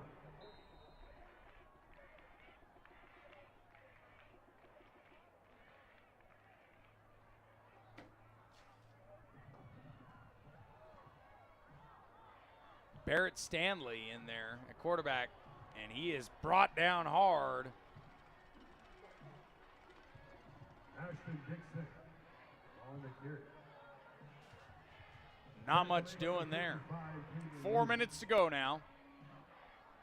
Great play by Caden Moody. Loss of 8 on the play brings up 2nd down and 18. Dante Jesus in the backfield.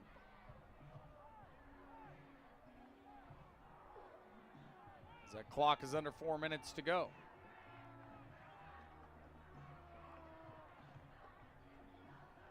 De Jesus looks like back to the line of scrimmage.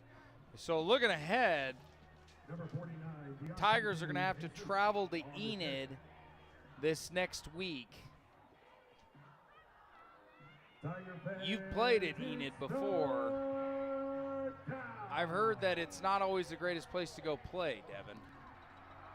I don't think I've ever had to play at Enid, but I did travel to Enid to watch my brother play. So I've been in that atmosphere, and when I was there, it was cold. I know that Madison's talking about it's cold down on the field. That had nothing on the day that we went to Enid. Enid was cold.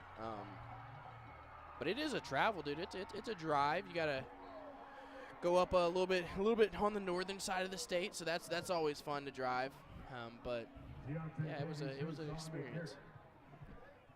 And then the Tigers will return home for their final home game of the regular season against Jinx. Close it out on the road again for a Thursday night game against Moore. So 4th down for the Bixby Spartans. False start. False start now. Like you said. False start.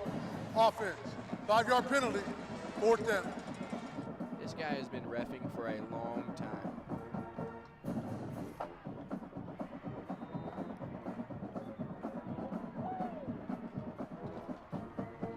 I'll make it 4th and 21.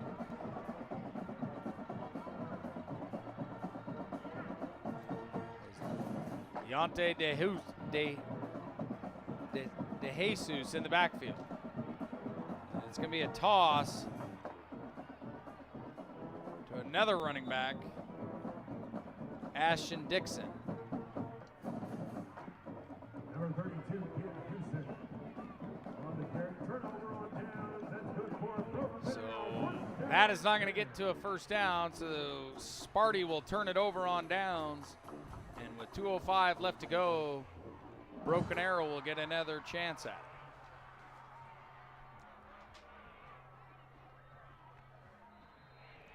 Jeremy Satimba back in there at quarterback. The sophomore, the 6-foot, 160-pounder.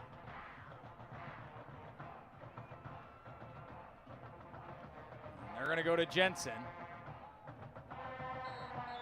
He gets 3 yards again. Still positive yards, but he's just meeting a bunch of big linemen. Yeah, I mean, but he's doing his job. He's getting 2-3 yards every carry. I mean, as long as he can get 3 or more, that's always a positive play for a running back. So go in there and show him what you're made of, and this is an opportunity for him. So. And we're talking about a kid that was playing JV football just this last year, too. Yeah. These are valuable reps for him, so I think this is a good opportunity for him to go put some stuff on tape and maybe make a case for himself. And he's a big guy, too. That's what I'm saying. You said he was 165 pounds. I'm looking at him. I'm like, maybe like 175. But and he found a hole there to get some more positive yards. They must have weighed him at the beginning of the spring. After a run, right? Yeah, it must have been when he was still a freshman, not now.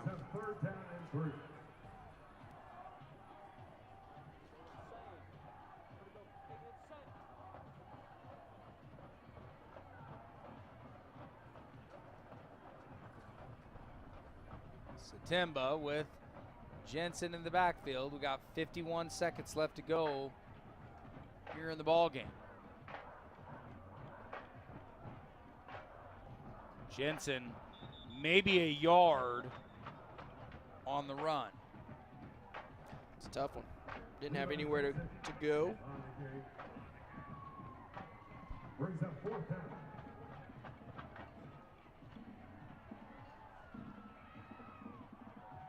Tigers will probably get one more play in the ball game.